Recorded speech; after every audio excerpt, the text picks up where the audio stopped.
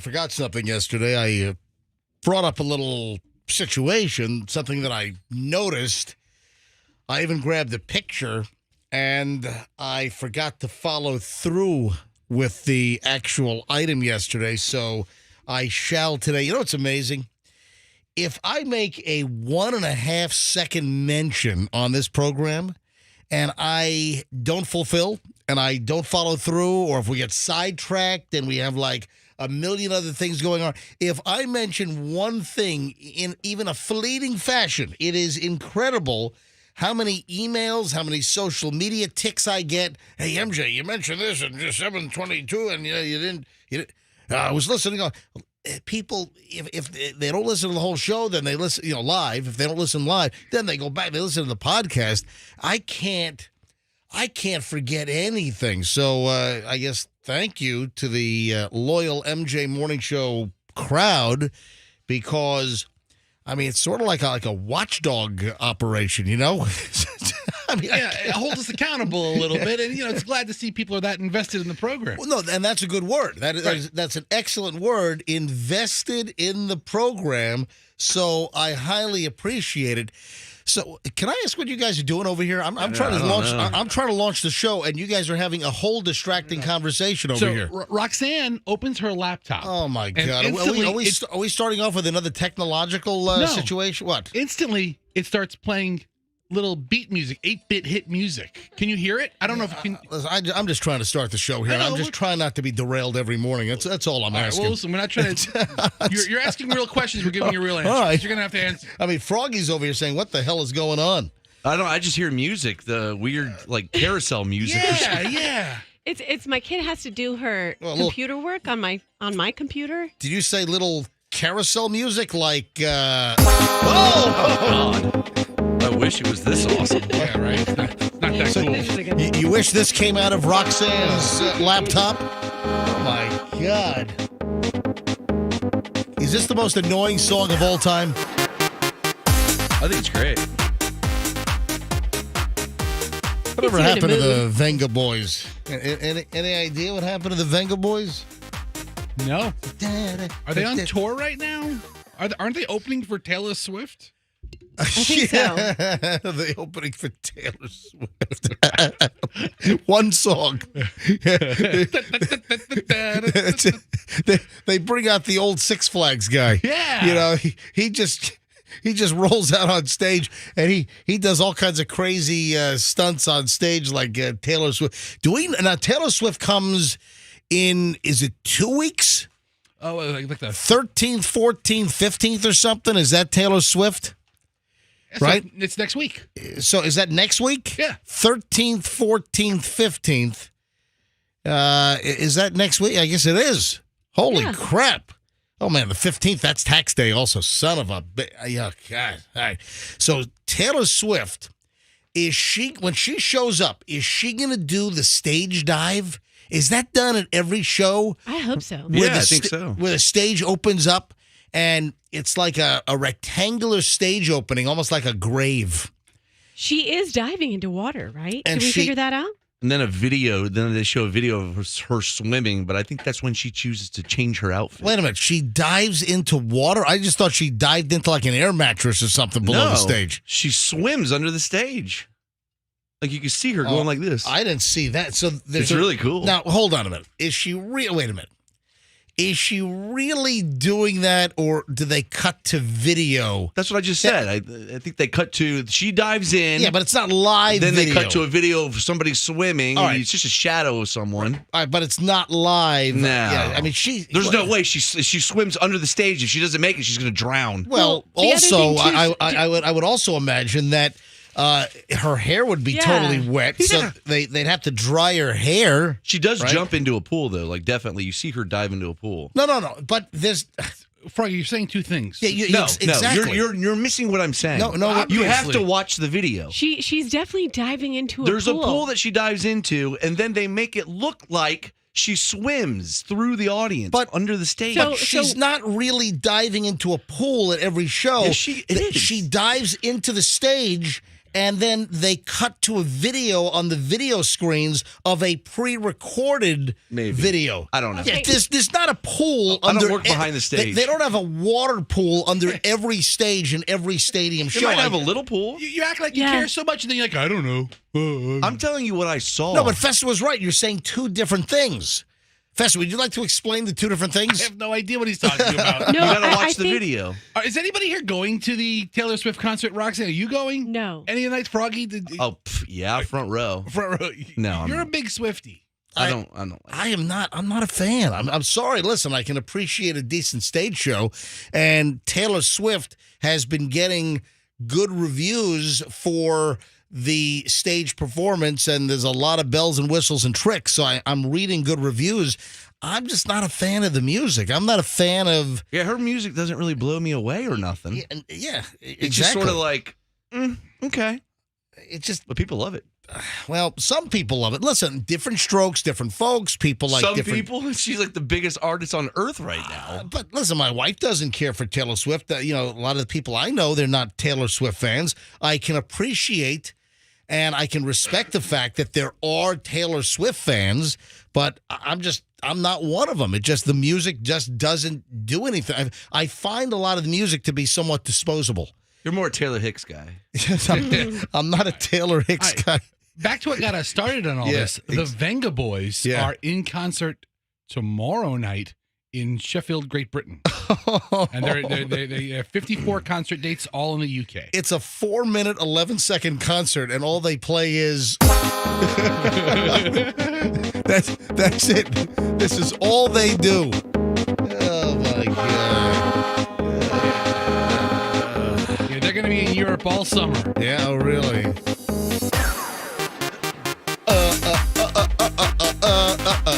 Roxanne, were you trying to say something? I'm still investigating the Taylor Swift thing because I don't want to. Because you went silent over there. I know. I'm reading. I'm trying to not give erroneous information, but I had read it was definitely a dive into real water, and now what I'm seeing is it is an inflatable underneath the stage which would make sense with the hair, as we've talked about. Yeah, so she can't dive into water and then reemerge, and her hair is all redone. Her makeup's perfect.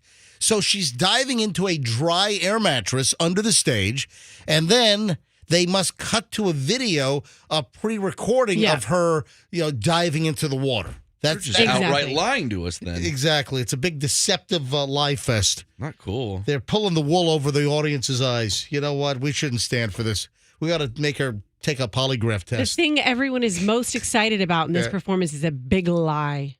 Yeah, for real. I want to see her swim and risk death. It's 6:08 at the MJ Morning Show. I mean, because Roxanne, you're over there. You're like you're researching in depth over there. I'm reading every single IG post about what really happens. The bag inflates as the door opens. You can see the red inflatable. Yeah, there's a Twitter handle, the Swift Society, that has a pretty good angle of the stage door opening up, inflating, and her just jumping onto it. What if somebody yanks the inflatable away just as she's diving? Oh, dude, you had one job. You had one job. No. It's not like make sure the inflatable's there. What if somebody deliberately yanked it away? Well, who would do that? Yeah, it's in the stage. It would be a saboteur.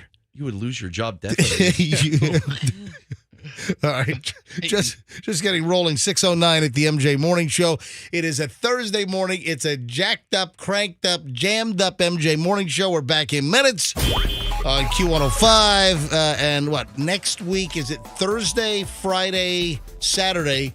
That's 13, 14, 15 next week, right? That's it. All right, thank you so much. Pat's got traffic. MJ Morning Show back in minutes.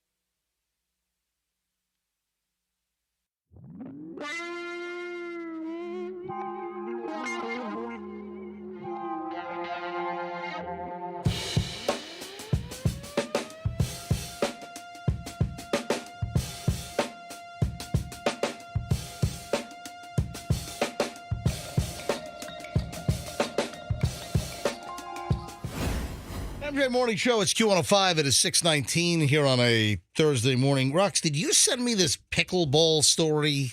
I did. Yeah, and I also volunteered to have a friend who is a professional pickleball player. Come on, there's no such thing as professional pickleball. Yeah, there is. They're on TV. Yeah. Well, hold on. What channel is pickleball on? I saw pickleball on TV. On the Elderly Network? I don't know what channel it was on, but it was a tournament. Hello, the Pickleball World Finals. No, it's some young guys playing. It's brought to you by the company that has that stair lift that goes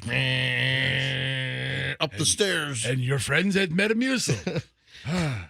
So, did you send me this, Roxanne? I did. But no, hold on. With a note that said, you and Froggy love pickleball? I want to play. Hold on. I know he does. Not me. I have no desire to play pickleball. But I feel, okay, maybe you don't have a desire to play, but I feel like at one point on the show you were like, yeah, what's this all about? You were pickleball curious. Yeah, you were. I'm pickleball curious. Just because you didn't know anything. He's curious about a lot of things. I'll tell you what. I gotta be honest.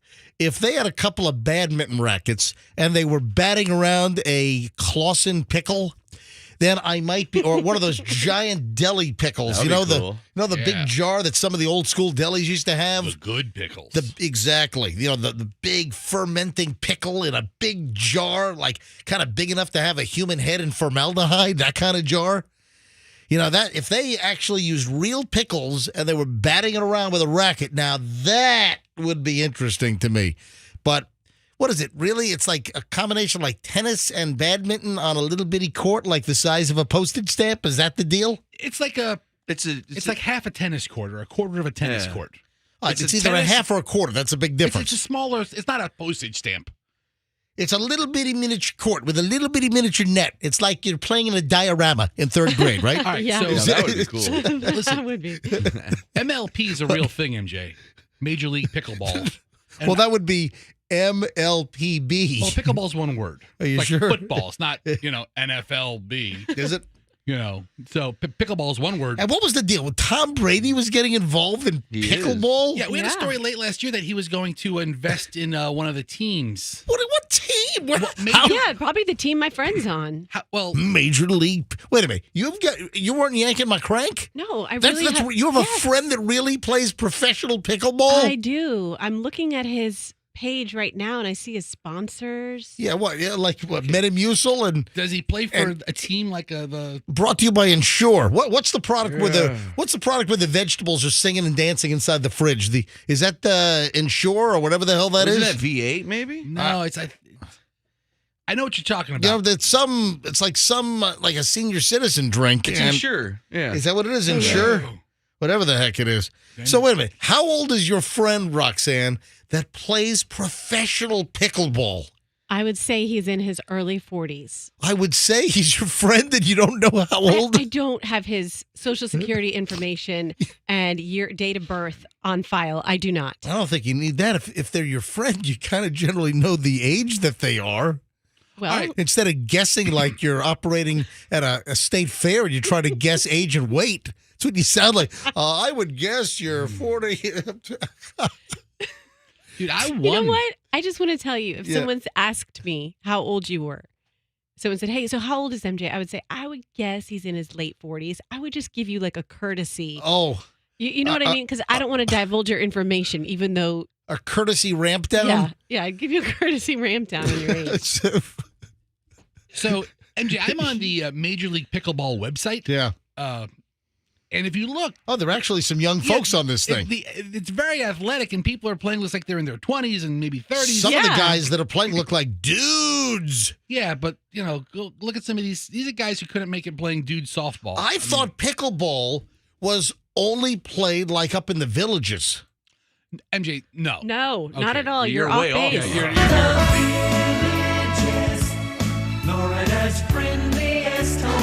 All right, listen. Hey, correct me, guys. Spank me, correct me. No, we don't want to spank There'll be you. no spanking.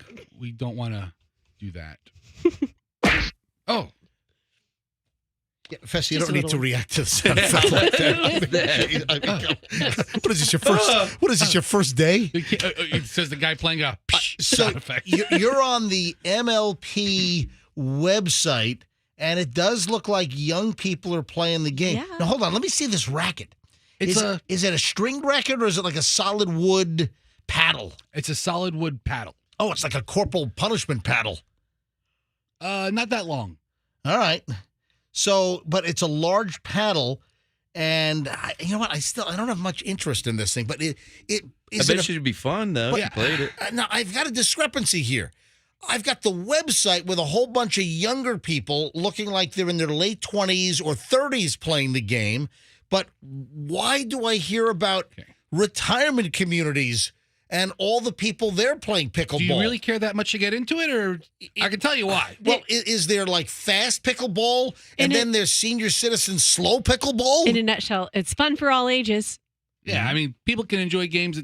It's a low-impact game. Older people get a lot of exercise. And then this Major League stuff is not a bunch of old farts. Tell you it's what, a bunch of really aggressive people going pickleball. All this, oh, man. Is there, just like the movie Dodgeball, is there going to be like a movie with like... Sounds like a Will Ferrell type movie. Or Vince Vaughn or something. Vince Vaughn starring in pickleball. You could dodge a wrench. You could dodge a ball. If you could dodge a pickle. You could dodge a ball. That's right. Doesn't he throw a wrench at some guy's head? He makes him dodge wrenches. Well, tell you what, all this pickle talk making me hungry for a White Castle burger or something, with a slice of pickle on top. Yeah, that's what I'm thinking. Don the IT guy just hit me up with an article. Let's see. Andre Agassi, Andy Roddick, they participated in a pickleball slam.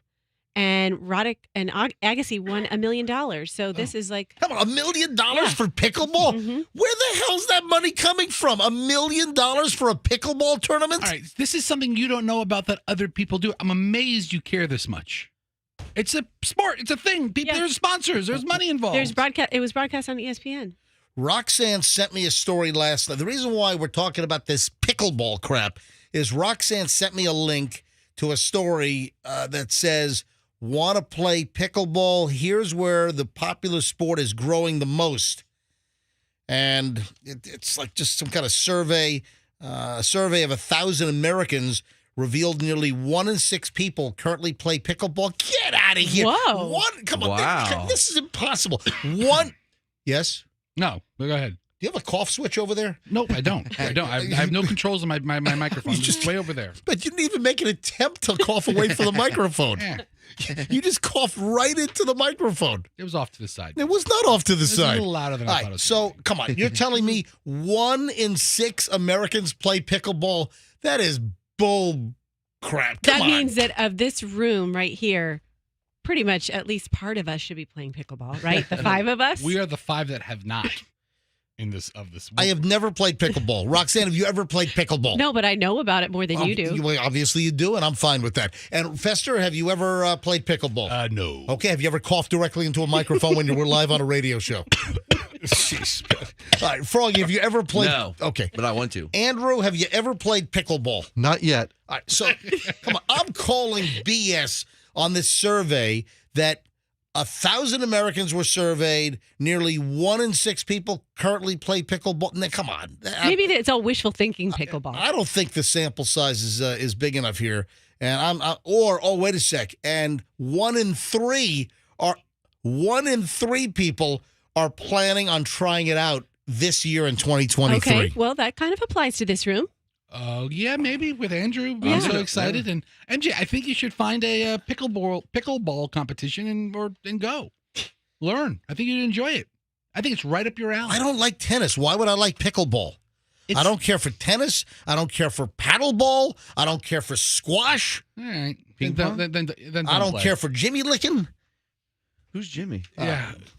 I'm not a fan of Jimmy licking either. Oh, it's a huge Australian sport. Yeah. You don't know about Jimmy licking? No. How about cricket? No, I'm not really a fan of cricket I either. don't like licking crickets either. That looks pretty stupid to me. Stupid. It does. The European or understand it. the British pastime, whatever. The cricket thing looks stupid to me. All right, I'm I have just being a honest. friend from India, and he is all about cricket. Well, yeah. Oh yeah. I'll walk up on him, and Yes, it's like all the old, like, I guess it's big in like old British colonial places, Yeah. like India was, right? he's like he's Indian American, but I catch him on his iPad. He's watching old cricket games. Oh my God. He's like, watch this. And I'm like, no. Cricket. Folks, I am looking at such a dynamic pile of morons in the news. Oh, not to mention, I've got a whole new array of brand new morons in the news rejoined bumper music. Ooh. In fact, I might just give you guys a little sampling of all the new bumper music that I put in last night. Nice. All right, hang on a minute. Riveting radio, ladies and gentlemen. Now, all kidding aside, the segment that makes you feel better about yourself. This is self-help radio, folks. I'm telling you right now, because when you hear our morons in the news stories every day, it has to make you feel better about yourself. No matter how depressed, no matter how down you are, if you're driving to the top of the Skyway right now, listen, this is just going to make you feel better about yourself. And listen, if you're ever really desperate, please call us. We'll talk you down, I swear. If you're ever in a situation where you got to talk, you just call me, MJ. 800-990-1047. And hopefully there's not like a ticket giveaway going on and you can't get through, because that would really suck. I'm serious. Yeah, I'll pick Duran tickets. Yeah, exactly. I don't feel that well, All MJ. right, early morons in the news next on the MJ Morning Show here on Q105. Stand by. You know.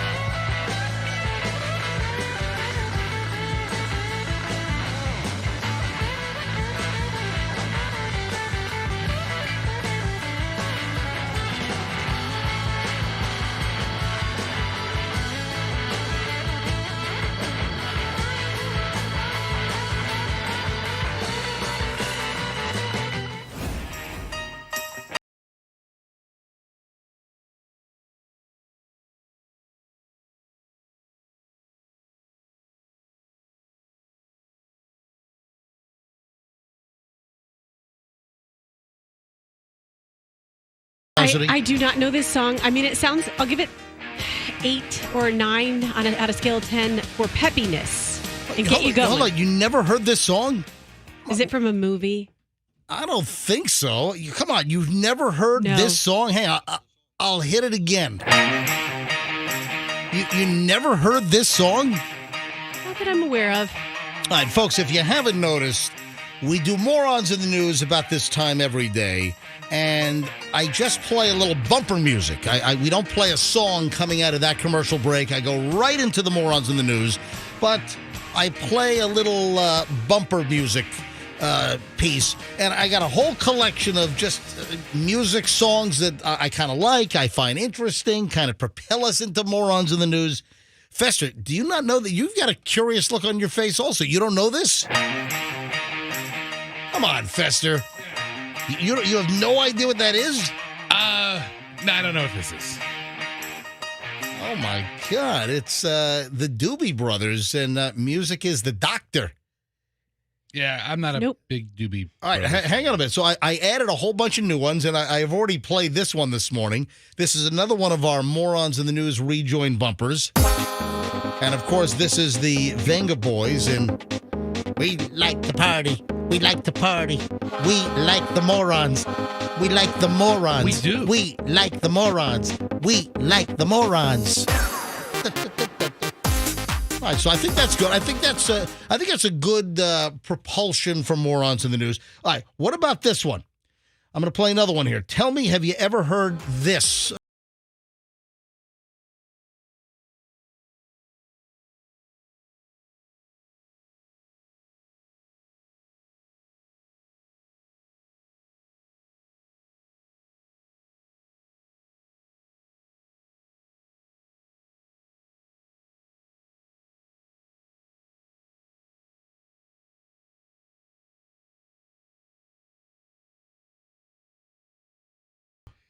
That's not from a movie either. No. Men Without Hats. This is Men Without Hats. It's Pop Goes the World. You know, you never heard I thought this? you weren't supposed to pick bumper music that was in the same genre as the music we play. Well, I don't think that's an 80s song. I guess it. All right, how about this? Tell me if you like this bumper music. Da, da, da. Oh, my God. What are you Were you on an acid trip when you picked this new bumper music? Are you trying to Are you sabotage poking the us? show? Is this a joke? What do you mean? It's bumper music for Morons in the News. What's wrong with having a little variety? Casio and a guy saying da. No, this will make people change the channel, right? I mean, so far, I hate 3 of the 4 choices you've played so far. All right, keep going. It's got to get better. What about this one?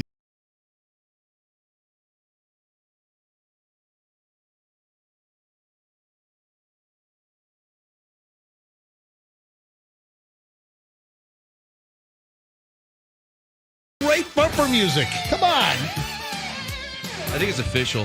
What? You've lost your mind. I've lost my mind? What are you talking about? Okay. Yeah, how much work did you put into this? I've lost my mind. I picked up a couple of pieces of bumper music. Okay, dude. Sure. All right. Yeah, I mean, great. Let's get to the Morons. How does this thing shut off? What is going on here? Your computer's going nuts. The system's going nuts over here. The crap won't shut off. The computer does not like any of your music. Apparently not. So what's happening? I don't. It won't shut off. What? Unplug Andrew, stop this thing. There's nothing playing. Shut this damn thing off. It won't shut off. No, seriously, take it off. Something's going. Thank you. I think last night you and Michelle went mushroom foraging, and then you said, I've got a great idea. Let me pick some bumper music when I'm all tripping. All right, I've got one more. Okay. Morons in the News, new bumper music. How about this one?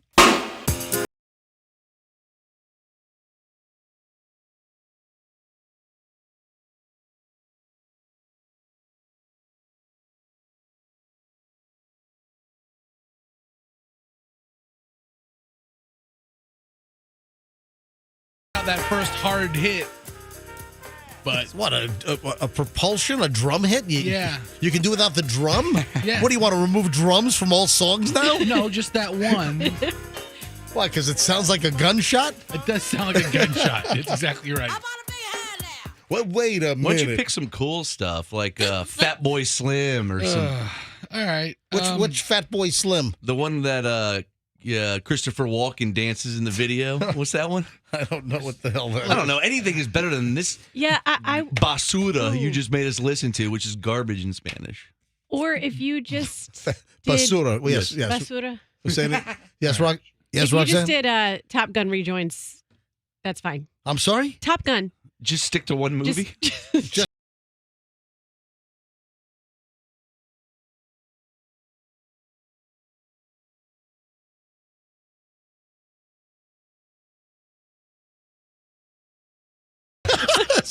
That'll get us going. yeah. Smack my bitch up. Yeah, Is that a real song? Oh my God! Yeah, it's one of their biggest hits.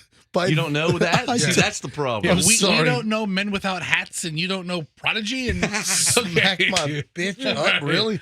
Yeah, let's give it a shot. How about that? Yeah. Let's give what a shot. These terrible songs you've No. chosen. All right. Listen, I mean, you're not going to believe us if we say they're awful, so let time prove us correct. It is time now for morons in the news, folks. I'll tell you what, Florida idiots don't just operate in Florida. Florida idiots tend to migrate to other parts of the country, and they spread their Florida man idiotic crap in other geographical locations. Case in point, a Florida man, What state? Pennsylvania. Dude from Florida was arrested in Pennsylvania on Tuesday after the Popo said he stole a school bus, dragged a dead deer Oh. What? onto the school bus in order to fertilize his garden. Okay. Makes sense. What the hell? Does that work? This is like a game of Mad Libs or something, you know? How do you fertilize a garden with a deer? Do they still sell Mad Libs? I mean, I'm sure you could find them in the Walmart game section. Yeah. Or Or at Cracker Barrel. Spencer's. Yeah, or Cracker Barrel. That with the little triangular wood piece with the golf Yeah. tee, with the golf tees, That's right? at the table, right? Yeah, That's fun. Do they have that at the table still at Cracker Barrel? Yeah. I'm sure Mad it's- Libs is currently available for $5, Yeah. $4.99 on Amazon. Here's the deal: Florida dude arrested in Pennsylvania. The police say he stole a school bus. Then he loaded a dead deer onto the school bus, and he said it was to fertilize his garden. According to the Carroll Township Police Department in Dildos. What? I'm sorry. What's the name of this town? I'm sorry, Dillsburg. What did I say? It's Dillsburg. Did I You got say, it right. Did I say something else? No, but I'm moving there. Wait, did I think I almost did. I say Dildosburg? You're Yeah, not- you no, did. no, I'm you're so not. Sure sorry. what's on your mind. I'm sorry. It's according to the Carroll Township Police in Dillsburg, Pennsylvania. Officers were asked to be on the lookout for a stolen school bus. Officers learned the bus was numbered 0877. While patrolling the area, officers noticed a school bus driving through a parking lot of a supermarket. It had the lights flashing intermittently. As the bus exited the parking lot, the officers could see large numbers on the back of the bus read 0877. Yeah, it's their bus. Hey, Lou, I think that's the bus. Yeah. So they obviously make a move to pull over the bus. The officers caught up with the bus. They then attempt the traffic stop. But just as the bus came to a stop, authorities said that it took off again. Oh, the old slow down and stop and then take off. Yeah, because you're really in a school bus going to outrun a police car. There you go. So the bus then gets on a highway, and it's weaving in and out of traffic. After passing an exit, authorities said the bus driver, or the driver of the bus, steered the bus over a berm, nearly like doing it like a jump like Dukes of Hazzard. He nearly overturns the vehicle. The bus then continues into a neighborhood. The driver then flees on foot into the woods. Short time later, officers encountered the driver running near a set of train tracks. Was the dead deer in the bus the whole time? Yes. Okay. As the man was running, the guy then starts peeling off his clothes. What did he say to himself? Man, they know what I'm wearing. I'm going to throw them off. Yeah. I'm going to start taking my clothes off so they're not looking for the guy in the, the blue shirt and the jeans. So the guy's running and starts peeling his clothes off.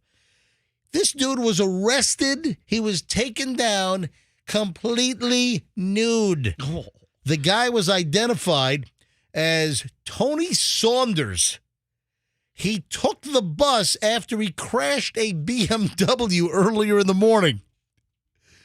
Saunders told police that he took the bus, placed the dead deer in the back, to then drive it to his house to fertilize it or to use it as fertilizer for his garden. What do you do? Just throw it in the middle of your garden? I mean, I've never heard of that. So Saunders just turned 25 years old on Monday. He's a young guy. Then on Tuesday, he's stealing BMWs, school buses. He's got dead deer carcasses. He's fleeing. He's jumping buses over dirt berms. Wow. He then is running from the cops in the woods, taking off his clothes. Man, all that at 25 years of age, man. It's a menace. Dude, that's no way to go through life, son. Did he hit the deer or did he find it on the side of the road? He's transporting it or like transferring it from vehicle to vehicle. It's got to be a lot of work. You know what, Fester? Why don't you get on the phone to the dildo? Oh, my God. I'm sorry. The Dills. Get on the phone to the Dillsburg, Pennsylvania police. And why don't you maybe ask for the detective on the case and ask all your questions? No, police department. I'm a detective here. I have 2 deer stories. Yeah. Oh, wow. Okay. Let me guess. You hit one. No, I'm not even going to tell that one. You put it in the back of your car like Tommy Boy on the way in today, right? No. I've told you that one before when I sent a deer to heaven. You had deer for dinner last night? No. You guys had venison burgers? No. I was driving my babysitter home the other night, and there were 5 deer that were like right next to me, and I slowed down to take video of them. And one of the deer started going to the bathroom, and I realized I had never seen that before. Oh, wow. You've never seen a deer go to the boat? Okay. Yeah, Thank number you. 2. You know what they look and like? they look like dogs. What looks like dogs? When they go just like dogs, like kind of hunched. Their back is hunched. Except like deer droppings look like milk duds. Yeah, they're tiny. They do look like they're milk duds. You can actually box them up, put them in a yellow box, and sell them in a movie theater. Hey, honey, these milk duds taste like crap. I don't know. My dad. Deer duds. New deer. What was that, Frog? I've never seen a deer poop. I mean, I'm thinking. Well, I've got it on video if you want to. Wait a minute. You took video of the deer pooping in West Chase? I did. Well, Deer's like, could I have some privacy? She took a video of the deer. Oh, my God. There's Hold on. Are you MJ, really? Let me see. All right, send me that video, Roxanne. That has to go on MJMorningShow.com. How many thousands and thousands of our listeners have seen deer in the area? Yeah. I see them, regularly. I've never seen one in Beach Park. No, maybe not Beach Park. But, I've never seen one in South Tampa. You venture north a little bit. I see them in Land O'Lakes all the time. They're all over West Chase. Yeah. Now don't you have bobcats in your backyard? Yeah, and alligators. Yeah. My dad told me a lie when I was a kid that I believed for a long, long, long time. What was that? That if you see an animal pooping in nature, if you get your fingers like this and pull them really hard, you could stop the dog from pooping. What? And I believe that. Interlock your 2 index fingers. And I did it one time, and it worked. No, it didn't. I swear to God, it did. Stop. Ask him. It happened. The dog just stopped. Yeah, he was just like, I can't go. I was like, it works. Hey, folks, I've got really good news because the deer poop talk is over. Oh, no. Seriously. We're just getting started. I have really an incredible array of idiot moron stories, and I shall continue to brighten your day because no matter how bad things are for you, not as bad as these idiots that we have. Hang on. MJ Morning Show back in minutes on, Andrew, did they tell you about the Lightning tickets we're giving away with the special puck? Oh, we got a contest coming up. I believe we're going to do it tomorrow. And I'll give full details on this. We got a special Lightning game coming up, so we've got tickets and a special prize. I'll explain it all coming up. Hold on, we're back in minutes on the MJ Morning Show here on Q105. Now,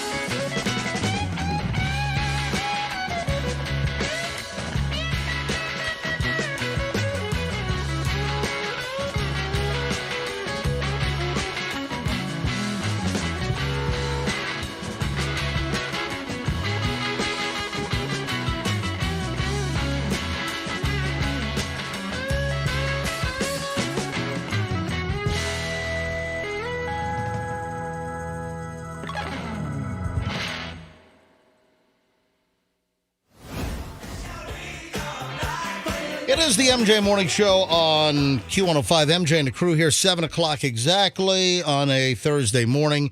And I think we're going to do this tomorrow. This is pretty cool. Before I get back to the moron stuff, man, just a lot of stuff today.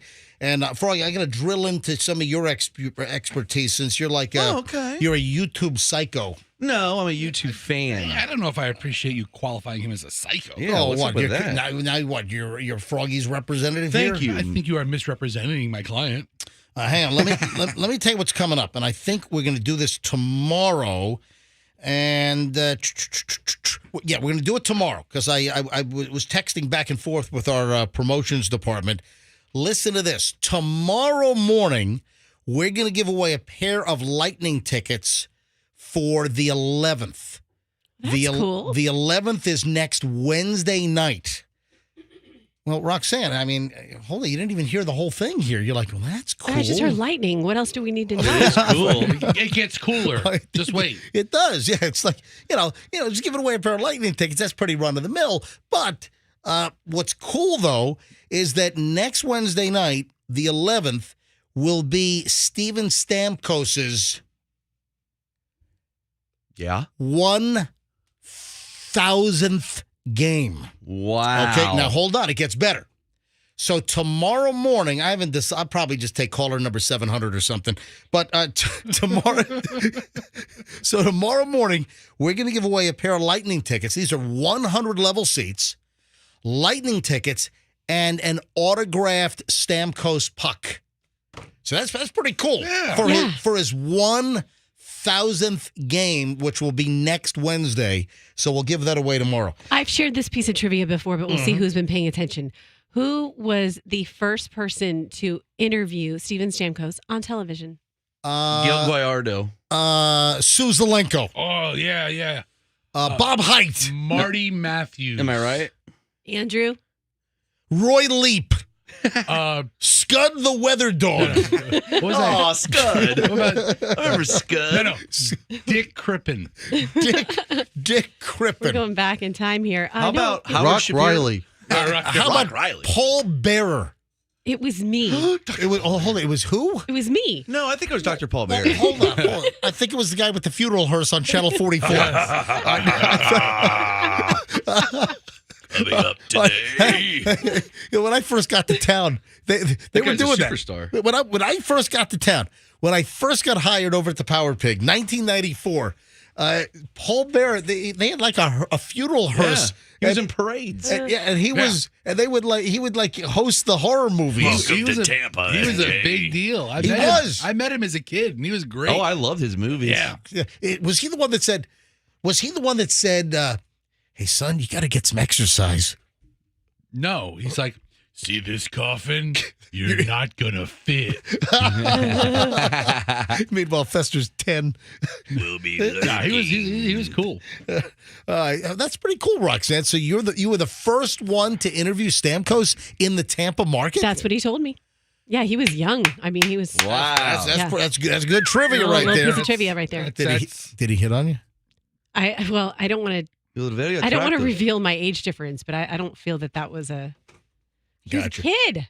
All right, let me ask you a question. So, continuing with the moron stories here, what would cause you to get shot at Chipotle? I mean, well, I can think of nothing and then so many things. I'm going to tell you right now. Columbus, Ohio, 2 suspects accused of robbery after they allegedly became enraged over their order at a Chipotle. Columbus police responded to reports of a robbery at the Chipotle. 2 customers reportedly became enraged over an order in which they demanded more cheese. All right. The suspects cornered one employee, ripped off the woman's Chipotle hat, then engaged in a fight with the other employee. Then the first came to the aid of the first employee. One of the suspects pulled out a gun while the other suspect repeatedly said, "Shoot them! Shoot them!" Oh, my gosh. Over a lack of cheese. Now, I got to be honest here. I've not been to Chipotle in a while. I know Chipotle is very popular. My kids tend to like Chipotle. Yeah. There is sometimes a discrepancy when you're in line at Chipotle and you're going down the assembly line and you order a specific thing. Sometimes there is a little skimpage. I've noticed that. I tend to go for the bowl. So I would go for like the naked burrito, whatever the hell they call. I would go for the bowl, kind of forego those burrito wraps, man. Those things are loaded with calories. Do you know how many calories are in like the big burrito wrapper? Well, it's not hard to figure out when you try to lift it. You've got to it's like you need to hoist it up. It's so heavy. I'm not talking about the ingredients. The actual tortilla I'm talking about the tortilla itself. Oh. The flour tortilla. Do you know how many calories are in like a large burrito tortilla? Dude, those things all by themselves, this little wafer thin thing. All right, it's the size of, it's kind of a big, large, diameter. But I'm telling you, man, they're like 400 calories. People don't realize this. Okay. These things are like 350, 400 calories. Tortillas aren't health food. They really aren't. A regular flour tortilla.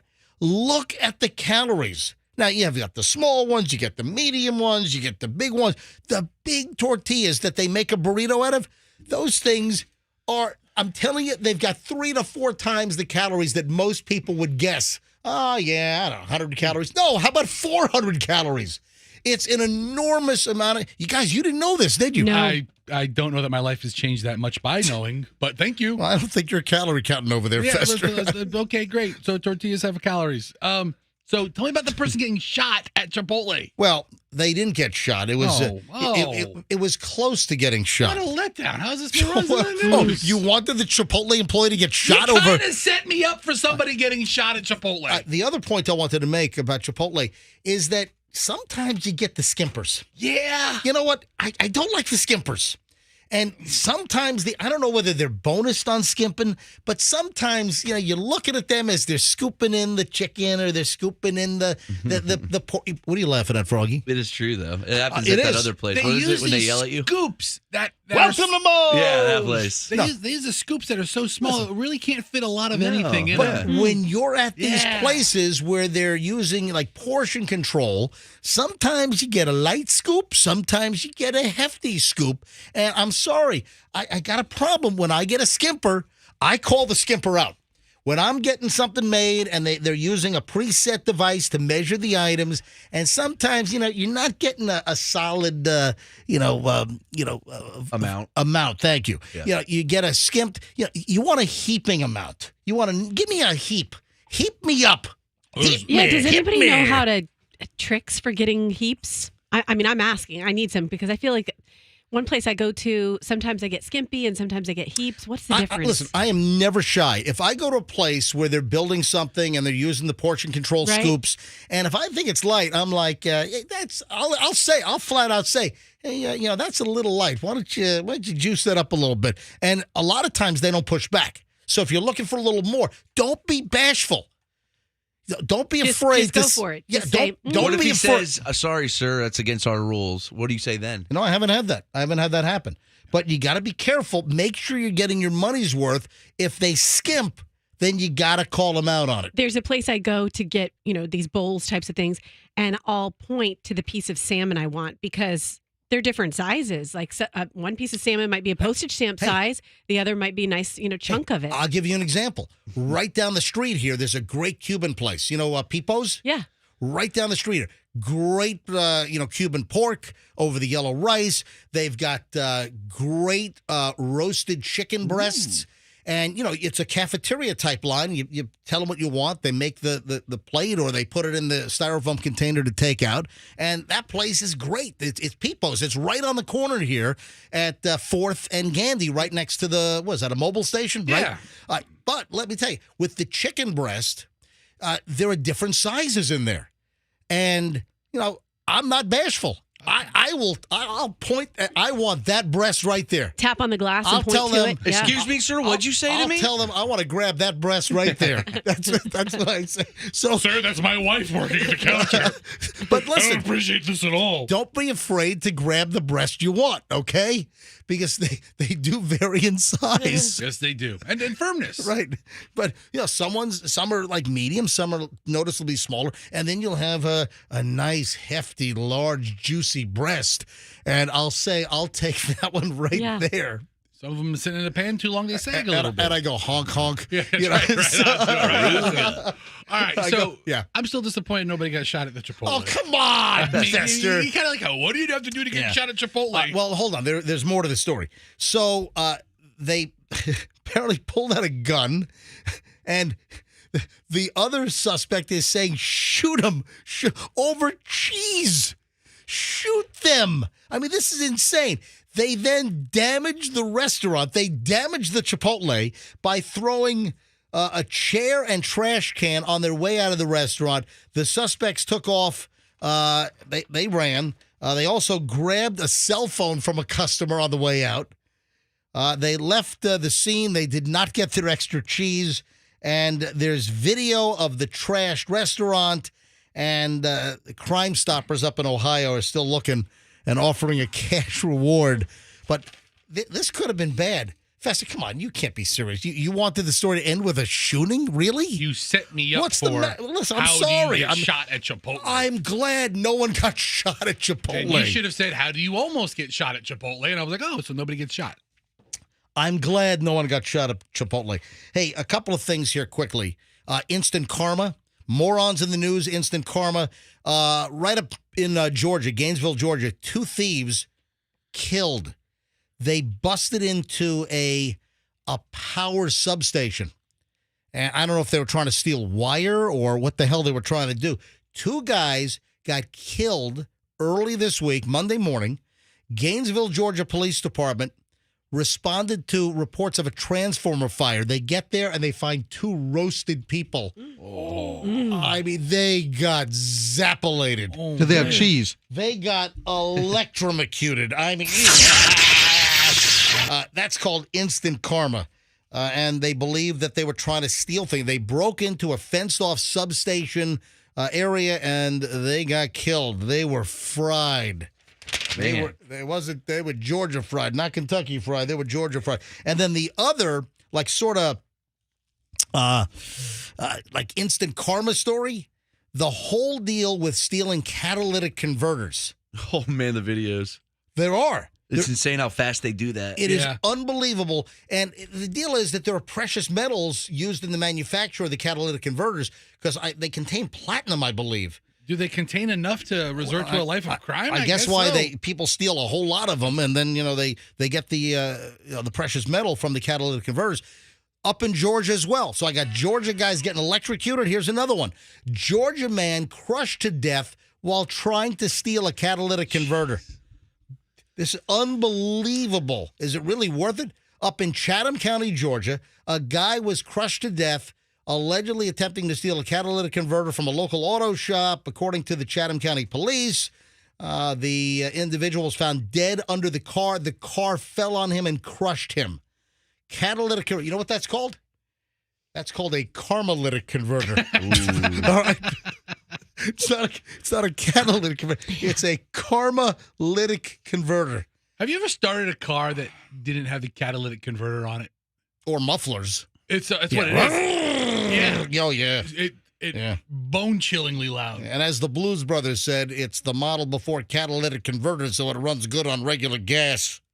Yeah, those were the days. Yeah, each catalytic converter can fetch more than $1,000 on the black market. Really? Yeah, they have valuable metals. That's why they go after these catalytic converters. 7:14 at the MJ Morning Show on Q105. And when we get back, Roxanne, I'm going to drag you into Roxanne I can't wait. world. Folks, have you ever experienced Roxanne We haven't had enough of that lately, have we? We haven't had any Roxanne world, and it's coming up next. Don't move. We start also an hour and 20 minutes nonstop. Nonstop, 1 hour, 20 minutes of the MJ Morning Show starts next. right here on Q105.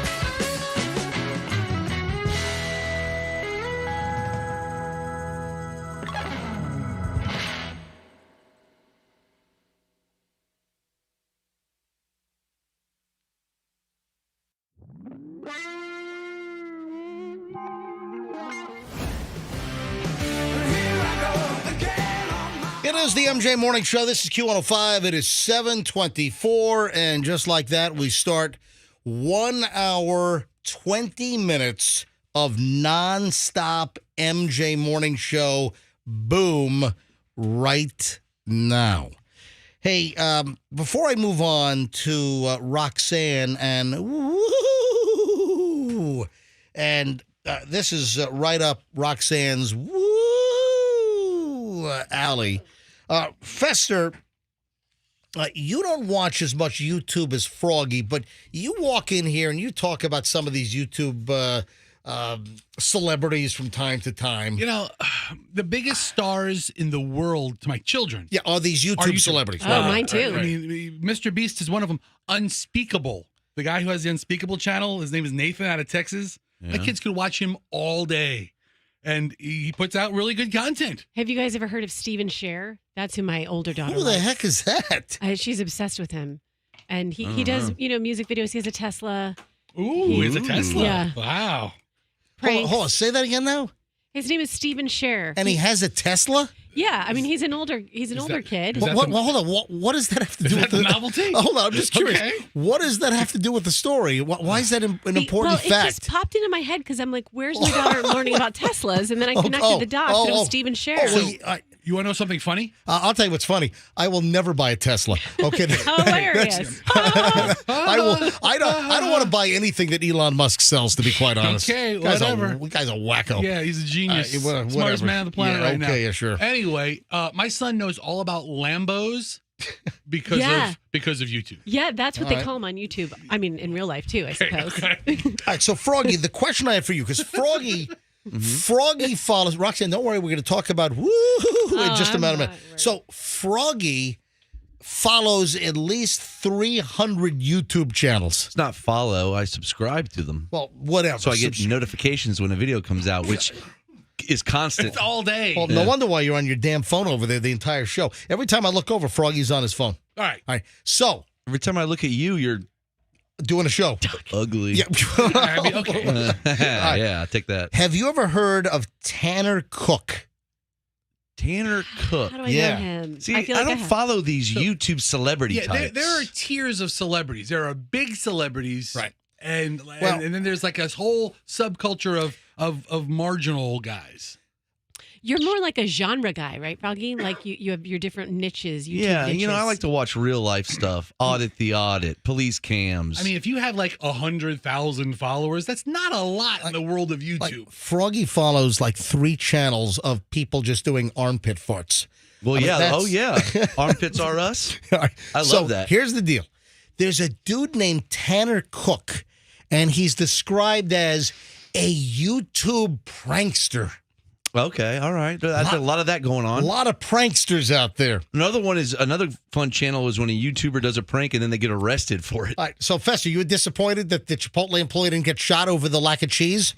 I wasn't happy about it. Well, all right, so how about this YouTube prankster getting shot after the target of his prank got angry at him? See, they don't think about that. And now he's in the hospital. He could be dead. A YouTube prankster attempted to prank a man in Virginia Yeah. at a mall and literally got shot in the stomach. This dude, Tanner Cook, a YouTube prankster, says, I was playing a prank, a simple practical joke, and this guy didn't take it very well and shot me. The guy said from his hospital bed in the intensive care unit, according to Channel 9 WUSA up in Washington, D.C. So this guy Cook runs a YouTube channel, Classified Goons is what. You ever hear of it? It's called Classified Goons. No, I don't know nothing about this kid. You know anything about this kid? I know nothing. Can you set a good example for your kids and use proper English, Max please? Luke, I'd not know who he is. So this dude runs a YouTube channel called Classified Goons, and it features people doing these jackass type pranks on unsuspecting people. So this guy has 43,000 subscribers. Oh, he's nothing. That's nothing. Remember I told you there's a whole... Is that worth getting shot over 43,000 subscribers? If you want to get to 50... I don't think yeah. he's making a living. We have an old intern that has a channel with like 3 million followers. Oh, that's the guy with the cars? Yeah, Sam. So he's considered, I think, a celebrity on YouTube. He has his niche, right? This guy, 45,000. That's small potatoes. So this guy, Tanner Cook, and Classified Goons. So one of his gags was pretending to urinate in stores. And asking strangers if they wanted to play Naked Twister. Oh, that is outrageous. Now, they didn't say exactly, this is according to police, they didn't reveal exactly what his latest prank was, but he was videoing the prank with friends near the Cheesecake Factory at the Dulles Town Center up in Northern Virginia. Things didn't go well with the target. Leesburg's Alan Colley, 31 years of age, who whipped out a semi-automatic handgun and shot the YouTuber, hitting him in the stomach and liver. Oh. They were making a video at the mall, trying to have fun with people, and this guy wasn't having fun. Tanner's father, Jeremy Cook, described there was a phone that was around him, and they were interviewing or talking to him, and he didn't like it, and he pulled out his gun and shot my son. Yeah, people are crazy. The two allegedly did not know each other. The shooting reportedly caused panic at the mall because initially there was like shooting at a mall in Virginia. I remember that like breaking news headlines came over my like breaking news on my phone app. And turned out it was this classified goon who got shot. It was a YouTube guy, a prank artist that got shot by a potential victim of the YouTube prank. That's amazing. I wonder how many views. I mean, is the video out? Can we see it? Or is it evidence? Well, the actual incident was not caught on camera. However, footage filmed by an Instagram user showed the shooter being arrested after the fact. And one of Cook's friends actually captured footage of the man pulling out the gun, and that's now being used as evidence. But the guy that shot the YouTube prankster, guy's name is Colley. He's charged with aggravated malicious wounding, shooting in the commission of a felony, discharging firearms within an occupied building. Man, that's a tough one. Ooh. Yeah, just, hey, add one more thing to the Cheesecake Factory menu. Jeez. A YouTube shooting. I don't know how I feel about this one. I mean, there's just not enough things on the Cheesecake Factory menu.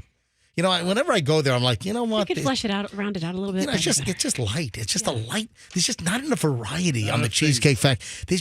It's just... You know, you crave more. It's like, you know what? There's nothing on this menu. There's just nothing here. I need another choice. Yeah, exactly. I haven't been to the Cheesecake Factory in 20 years. What are you guys talking about? They have so much food. Okay, Froggy, thank you. What? Yeah, all right. So, this is crazy. I thought that you'd probably subscribe to this guy's channel. No, he's not one of the 47,000 followers. And this is honestly, MJ, the best thing to happen to his YouTube page. Yeah, if he lives. Wait a minute. You wanted the guy to expire? No, he didn't expire. But he got shot. If he dies, then why subscribe? Because, he's not going to put out any more new content. But he lived. And when he recovers, he has not learned his lesson. He's going to still do pranks and confront people of questionable he got shot in the stomach. I mean, we don't know. I mean, is he going to fully recover? Is he going to be dragging around a colostomy bag? I mean, who the hell knows? You follow any colostomy bag channels? No. Does this qualify as no publicity is bad publicity? I mean, in the world of YouTube, I believe that. Yeah. And this is the best. How many people are clicking his page or searching his name? Or I went to Classified Goons for the first time just now. All right, now, and this reminds me of another situation. There was another YouTube-related shooting. Do you remember, like, 5-6 years ago, there was a dude, I think it was Upper Midwest. Do you remember the story? And a guy was shooting a video for YouTube, and he had his girlfriend shoot a gun at him while he was holding a book. Yeah. He was holding a book over his chest, and he thought that the bullet would get lodged in the book.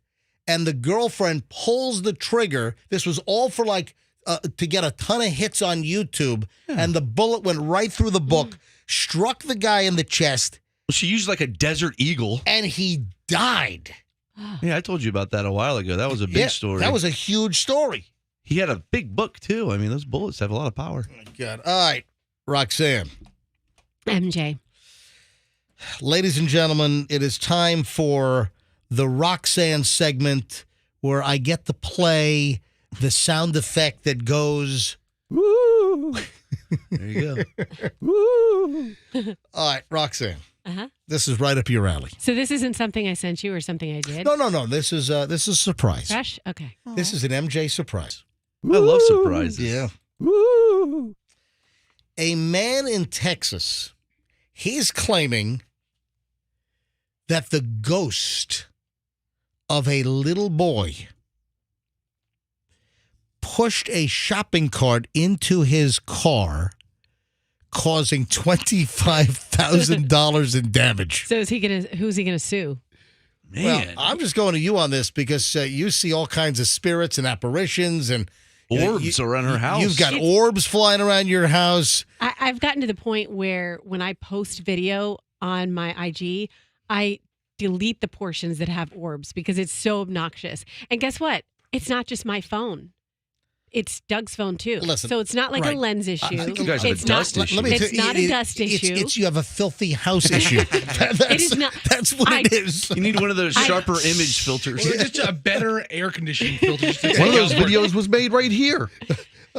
Yeah, that's true. Oh, yeah. Andrew, you're all right. So there was a video shot in the hallway, and didn't you capture an orb in the hallway? Yeah, I did. That was like a big floating orb that was just like one individual. There's a reason why I'm going to you with this story. I want to know your thoughts. So this dude, Kobe Todd, was leaving work at a local supermarket. This happened in Texas when a shopping cart flew into his car. And then after looking at surveillance footage, it seemed the cart was moving on its own. The cart, it was like somebody was running with the cart and pushing it, but nobody was holding the cart. The cart seemed to be moving on its own. And there was no wind? And then rammed into the side of the car. Wait a sec. I'm sorry. There was an EF3 tornado. All right. Never mind. No, I'm kidding. No, this is crazy. No tornado. So the next day is crazy. The next day. So he thinks it's a ghost. So he claims that there's a mischievous child ghost that caused the shopping cart to fly at his vehicle. Okay, quick question. But he says he knows the ghost as well. Okay, well, I guess we're going to get to that then. But I was thinking, why is he pinpointed it as a mischievous child? It couldn't be a mischievous adult ghost? Because he says he knows he knows who it is. He has firsthand knowledge of this ghost. So that's why he thinks it's the child. Oh. So this is Kobe Todd from Pottsboro, Texas. And the next day, he was leaving work at a local supermarket outside of Dallas. So apparently this dude like ghost hunts. The next day, he was leaving work at a local supermarket outside of Dallas, and a strange, spooky moment occurred. A shopping cart flew into his car. He said, when I got into my car and shut the door, I realized the cart had hit it. He decided to go inside and look at the security footage to see who pushed the shopping cart at his car.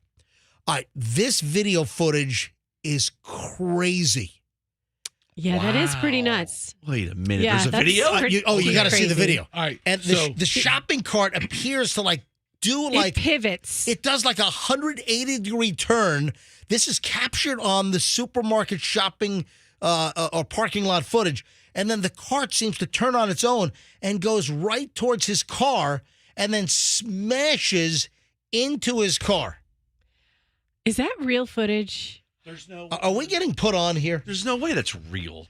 Wait, and coincidentally, he has a ghost hunter channel, and this happened to him. Yeah. No, he doesn't have. I don't think he has a ghost hunter channel. He likes to ghost hunt. How's a piece of string not connected to this cart to make it pivot that I will tell awkward you way?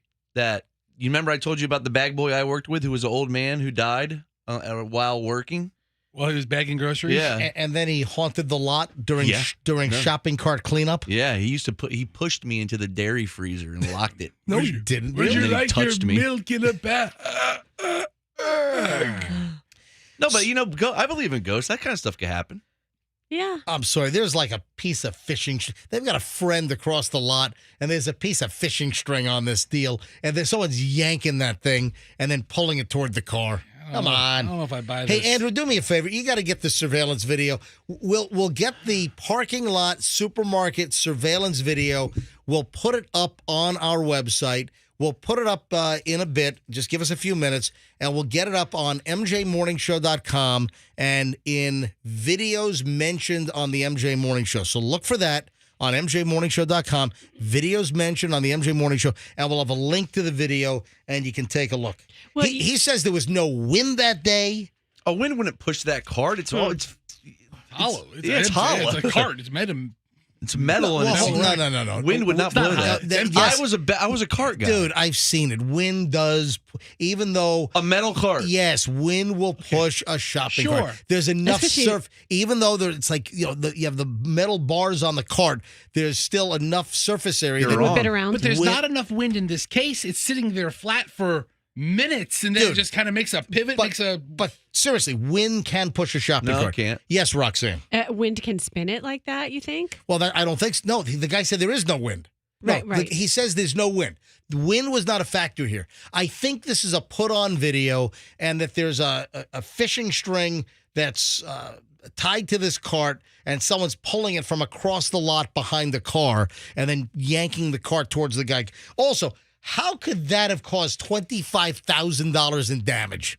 That right there. It's also just a jacked up estimate on the damage to the car. Okay, so we can definitely identify if it was a ghost. It was a mischievous ghost, right? he claims to know this kid. If you drove a Saturn, it wouldn't have dented it at all. Remember the old commercial? The shopping cart hits the Saturn and that's bounces right back. Yeah. Yeah, because the Saturn was like plastic.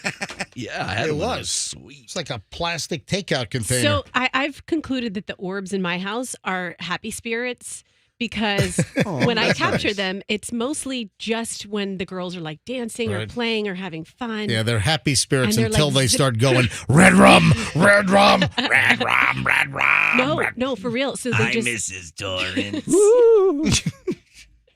they just kind of zip and bounce around in the videos. But then, like one time, my daughter was having an absolute terrible 4-year-old meltdown, Yeah. and I videoed her to see if I would see any of the orbs, like if they were like liking that behavior, and none of them were around. Whoa. They're like, So- just get away Yeah. from this annoying Guess kid. what? It's just a matter of days before flies come out of your daughter's mouth, like in Oh. the Green Mile, right? Green Mile, yeah. Yeah. Remember the flies coming? All right. So this dude, let me wrap this up. This dude has a theory. This guy, Todd, has a theory on who pushed the cart into his Mustang GT. He, by the way, is a ghost hunter. What a shocker. And the day before, he was ghost hunting at a home in a different part of Texas, and he sensed a little boy's spirit. So he says that the spirit followed him home, then followed him to the supermarket where he works, and then jammed the shopping cart right into his Mustang, causing $25,000 in damage, which there's no way there was $25,000 in damage. Let me tell you what happened here. This dude's a ghost hunter. He's trying to make a name for himself. He concocted this plan. He's got a friend with a little piece of monofilament line, and they yank the cart right towards his Mustang. Or fluorocarbon, you don't know. I don't believe this. What do you say? Or fluorocarbon. That's a very invisible line. Whatever. Guy has a 2012 Mustang. 2012. A 2012, and the shopping cart ran into the right front quarter panel, think and he it's worth claims that. there's $25,000. The car's not isn't even worth The whole $25,000. price of the car. It's totaled out. You can buy two 2012 Mustangs for $25,000 What probably. the hell is this guy talking about? Yeah, this is a setup. Yeah, well, not only that, Texter brought this up, and I was thinking the same thing the whole time. I don't know if you've adjusted, MJ, but how can you just walk into a store and ask for surveillance video? He works there. Oh, that's right. Okay. I knew I missed a key part. Okay. Well, even if you work there, you can't just go and take it. You gotta works. ask. No, he can run the video, but he works at the supermarket. It's So it's a supermarket. I know. I used to zoom in on people all the time. did you really? Oh, yeah. I mean, you could get so close, especially if they're hot. Zoom in. Hey, I've got to call Michelle in a bit because something happened in her Uber ride yesterday. you got to hear, there's an Uber racket going around. So we'll get to that coming up in just a bit. All right, we got to get into the Botox story. Is Botox wrecking your relationship? That's in just a minute. First, though, I got an email. And I got this, a couple of weeks ago. I just had it in my email pile. Do we need a food scientist on the MJ Morning Show? It's really up to you. Let me read the email here. MJ wanted to reach out because I think the morning show needs an unofficial food scientist at its disposal to provide insight on food topics. I'm a longtime listener since high school in Tampa in the 90s. I listened to you before you ended while I was in Atlanta, and now I'm listening again while being located in San Diego. So he must listen online or listen to the podcast. Atlanta, I forgot about that. So I'm well aware of how important the topic of food is on your show. I'm a certified food scientist graduate at UF. And I've worked in product development for over 20 years. I hear topics on your show that range from nutrition and function of food, including specific chemical names and ingredients, consumer issues, quality control, or just general misconceptions of food. Oh, my God, this guy couldn't make himself sound more boring. I really believe input from a food scientist's knowledge would round out your topics and be extremely interesting to your listeners. Specifically because about 85% of the population doesn't know that food science is even a real field. I know food science. Man, they work on all kinds of stuff. You know, how to make sure that frozen foods perform well when they're thawed or when they're cooked. Oh, that is some serious business right there. All kinds of... I'll be in the laboratory all day thawing peas. I'm working on orange sherbet. I'm a scientist. I'd say you're mocking the food science. This guy's a loyal listener. We must get rid of that thin layer of ice on top of her ice cream. He's crossing a bridge from loyal listener to wanting to enter our dojo. And I don't know. I don't know if we need I don't know if we need a food scientist. Let me tell you, food science. Food science is important, Fester. Yeah, we talk food a lot on this show. So we're colonoscopies. We're not talking to a butt doctor. We don't need a food scientist. Listen to me. We do. We talk, Roxanne, we talk about food a lot. We do. This guy recognizes that and is offering, let me give you an example of food science. Do you know, like back in the 1950s maybe?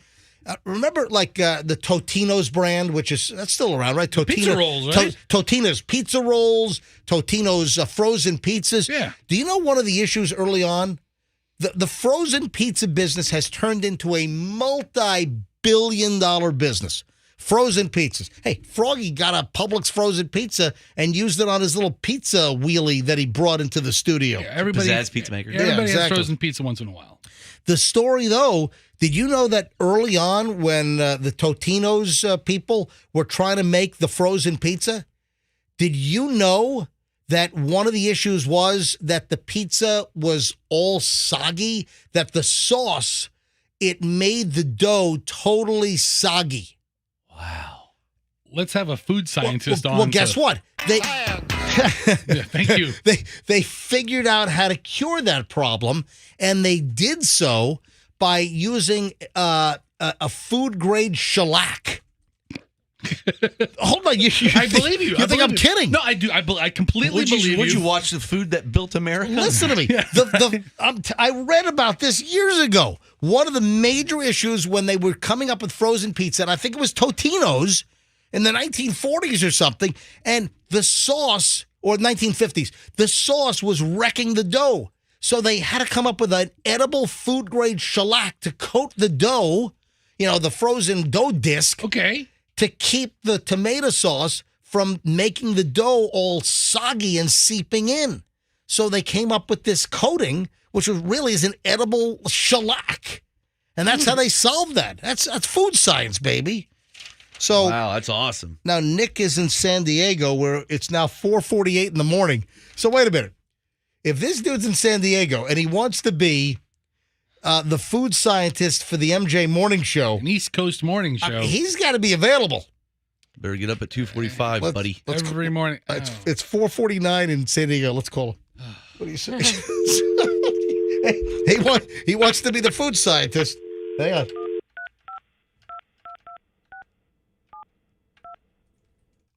All right, Andrew, pick up the phone. He's probably up working on a biscuit, some food. All right, pick up Hot One. And the dude's name is Nick. And listen, if he wants to be a food scientist for the MJ Morning Show and he's in San Diego, he's got to be able to pick up the phone at 4:49 in the morning his time. So let's see what happens. Hello, this is Nick, food scientist. All right, Andrew, our producer, is on the other end, and let's see what happens. It went right to voicemail. Well, listen, we need him available. I've got a food science question. I need to know if he knows about the pizza shellac from 1952 from Totino's Pizza. The pizza shellac. Interesting. I mean, hold on, Froggy. Did you hear what I said about pizza shellac? Oh, I heard the whole thing. I'm pretty sure you watched that History Channel show, The Food That Built America. They talk about all this stuff. Yeah, I'm reading about it right now. Rose and Jim Totino.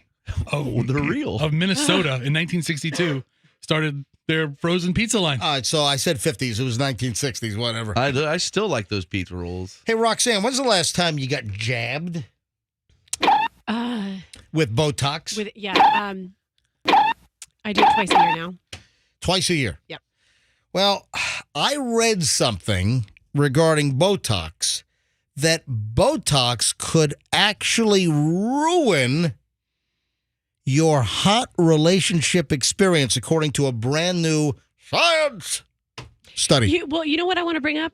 The other day, you said that Botox is making people less compassionate because you're not able to mirror people's expressions. Yeah, it's that people can't make the faces to offer up expressions that if someone's overly Botoxed, listen, there are some people on TV, there are some news anchors, there are some personalities on cable news, for instance, and you can tell there's so much Botox in their face that I'll give you an example. I don't watch, but I flip by. Like Laura Ingraham on Fox News Channel at night. I think she's on like at 10 o'clock. Yeah. And I flip through channels. I don't watch the nighttime. I don't watch any of the nighttime cable news stuff. I'm just not interested. But gets you in a bad mood. But I've say it again. It gets you in a bad mood. I'm just not interested. So I was flipping through the channels, and on several occasions, I'm like, what's going on with Laura Ingraham? And she clearly has had so much surgery and Botox that the only thing that moves are her eyelids and her lips when she talks. Yeah. It's pretty impressive. Her face is frozen. And it's like too much plastic surgery, too much Botox, because I'm telling you, the only thing that happens, her eyes blink and her lips will move slightly. Why wouldn't she get like Botox in her lips and like have like a kick-ass ventriloquist act or something? But this is Laura Ingraham. You That's a great idea. But let's go to my puppet. What do you think? Oh, I think it's terrible. Oh, thank you very much. Just one more shot in her lip. Hey, the best ventriloquist ever. You can get Botox You can get it sparingly, anywhere. but let me finish. You can get Botox, and it can, take out some wrinkles, get rid of some laugh lines, Yeah. and still, I think you can maintain a good portion of your facial expressions unless you overdo it. So Botox can be beneficial. This is a whole other issue I got to discuss with Michelle. I don't have time today. I got to talk to Michelle about something else. But the reason why I'm bringing this up is there's new research that was just published in the journal Scientific Reports. And the research finds that Botox injections can ruin a relationship because of the fact that it makes it harder for the emotions to be recognized. So this, you like that? But yeah, I swear I love it. But this is an expansion because we had previously talked about people that got Botox, you can't read their faces. But now the new angle on this is how it affects your sexual relationship with your loved one, your spouse, your husband, wife, whatever. Is that your O-face, baby, or are you just surprised from all your Botox? Or you just sit there with no expression on your face. This is great. This is there's no expression. It's Laura Ingraham face, and it's like, oh baby, this is great. Oh baby. Yeah, you sure know how I like it. No, right there. Seriously, But they're saying the research says that this could be just bad for couples in love, devoted couples, or even singles or people that are just looking for some hot hookups. And normally, when we see expressions, we unconsciously mimic them to help us recognize them, according to Dr. Fernando Marmolejo Ramos, the lead author of the study. So you might not be able to experience someone else's emotions as intensely or vividly as you would like to. So if you're involved in the act and you're looking at their face and it's like a blank piece of canvas, I have an easy solution. that might alter the experience. Oh, Rox, give us your solution. Yeah. Oh, Roxanne, please. I'm waiting on the edge of my seat over here. Switch angles so you don't have to see each other's faces. Oh. Is that how you do it, Doug? Switching. I mean, I would want to switch really fast if I was with Doug. I mean, ladies and gentlemen. No, I'm not saying for myself. I'm saying like for the definitely for you. Guess what? For the people who are We've interested. got bedroom insights of No. Doug.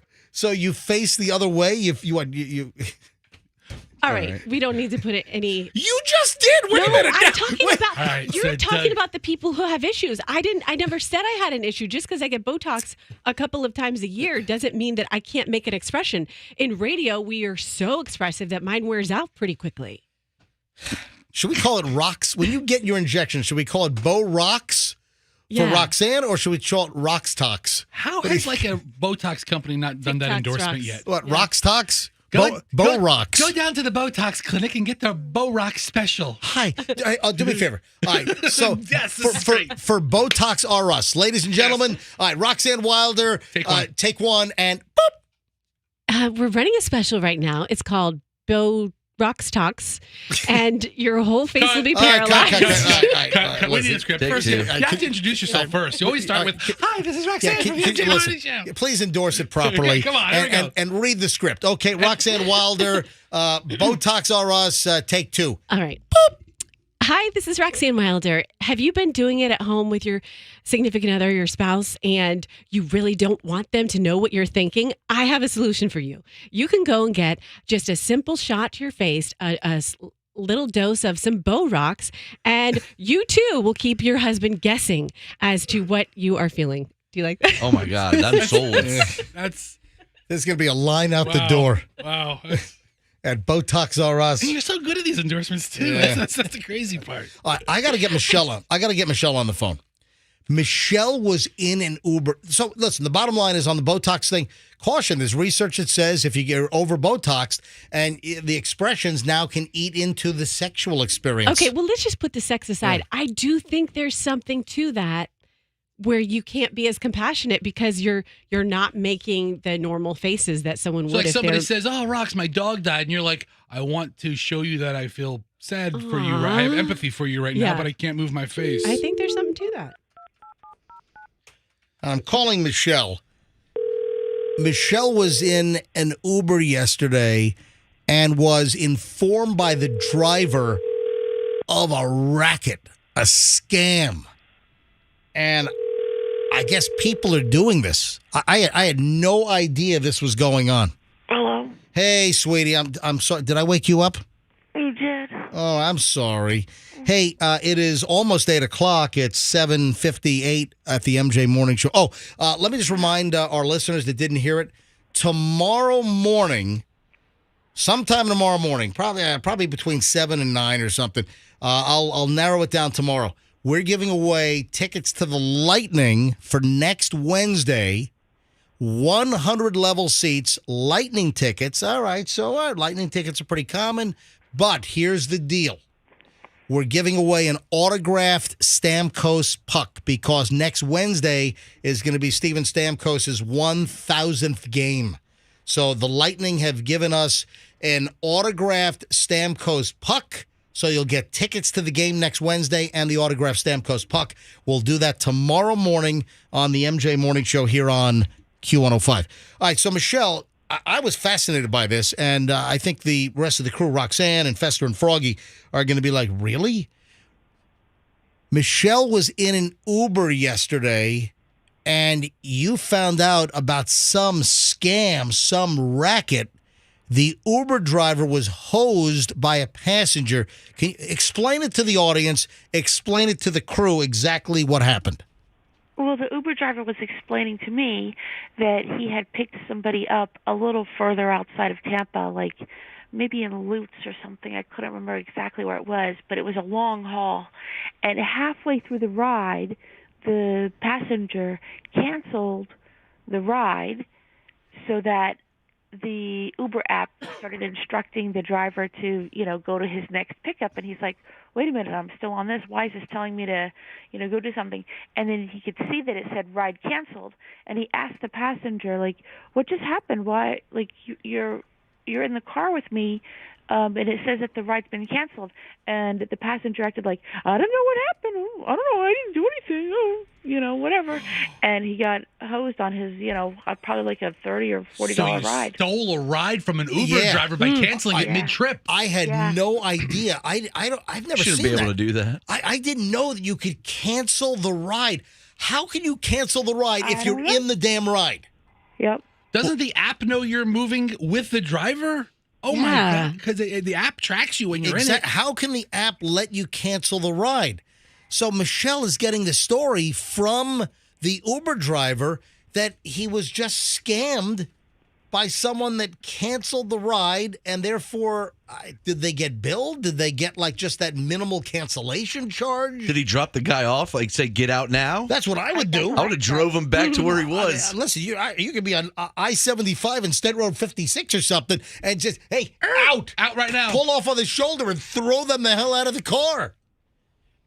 Wow. So the guy lost out on the fare. I mean, that is I didn't know that existed. It's a loophole they got to fix. You know what? I'd love to let me hear from an Uber driver. If you're an Uber driver, is this accurate? Has this ever happened to you? And I got to be honest, I guess I never looked at the app. Once an Uber picks me up, I don't open it again. Or a Lyft picks me up, I don't. At the end of the ride, you get the thing, rate your ride and leave a tip for Jerry or whoever the hell it is. So if there's an Uber driver listening, has this ever happened to you? Have you ever been in the process of a ride and someone cancels it in order to rip you off? All right, 800-990-1047. 800-990-1047. That's how you get in, and I'd love to hear from an Uber driver right now, or if it's possible with Lyft as well. Yeah. 800-990-1047. 800-990-1047. And, Michelle, you weren't tempted to try to figure out if you could cancel your ride yesterday? No, I wasn't going to do that. I was going to give him an extra big tip to make up for his loss. All right, hold on. What if this $40 tip? Hold on. Wait, you covered the lost wages from the Lutz ride? I felt bad. What if this is just a racket to get bigger tips out of pretty ladies? That's what some of the texters are saying. I mean, he's getting like a $10 tip on his fare, and he's like, then that's on him. That's quite the racket. Mm-hmm. No, I've never heard of that. You'd think that's something Uber would want to close. Okay. Every line is ringing. Hold on. Let me. Right, bye. No, Michelle, you have. I can listen on the radio. No, I want you to stay on the phone for a minute. You can't go back to bed now. Hang on. No, I heard her alarm go off in the background. She was getting up anyway. You know what? I crushed her last 2 minutes of sleep. And that's like the worst thing. Yesterday and today. That's the worst. What do you say? Yesterday and today. Hey, let me lock in your line. Let me grab some calls here. Angela is in Orlando. Hey, Angela, you're on the MJ Morning Show. Hi. Good morning. So when I was in Mexico in the fall, I had chosen the wrong address, and my driver told me to cancel my ride and then put in the right address. And I said, won't that affect you? He said, no, don't worry about it. So it can be done to cancel a ride and then either choose a new address or just cancel it altogether, even though you're in the ride currently. Gotcha. Angela, thank you. Appreciate I don't know if it. I trust a Mexican Uber driver. Let me grab Uber Stan in Tampa. Hey, Uber Stan, welcome to the MJ Morning Show. What's going on, MJ? It's Uber Sam. Oh, well, Stan. yeah, my screen says Stan. The screen says S-T-A-N. Fester, can you confirm that? I mean, with the speech impediment, I don't see how Andrew could have gotten that wrong, Sam. All right, so Sam, it's Uber Sam. Hello, Uber Sam. Welcome to the MJ Morning Show. What's going on, guys? I listen to you guys every morning while I'm driving. I come from Spring Hill to drive in Tampa, and I can only tell you that this happens at least twice a week to me. where riders will cancel on a long trip halfway through the trip. Oh my And God. I do exactly. Yeah, it happens. And it's not a mistake. They do this, to get you to do like a cash fare after they cancel. Or sometimes they just do it just to try to be sneaky. But I do what Presto, I think Presto Froggy said it.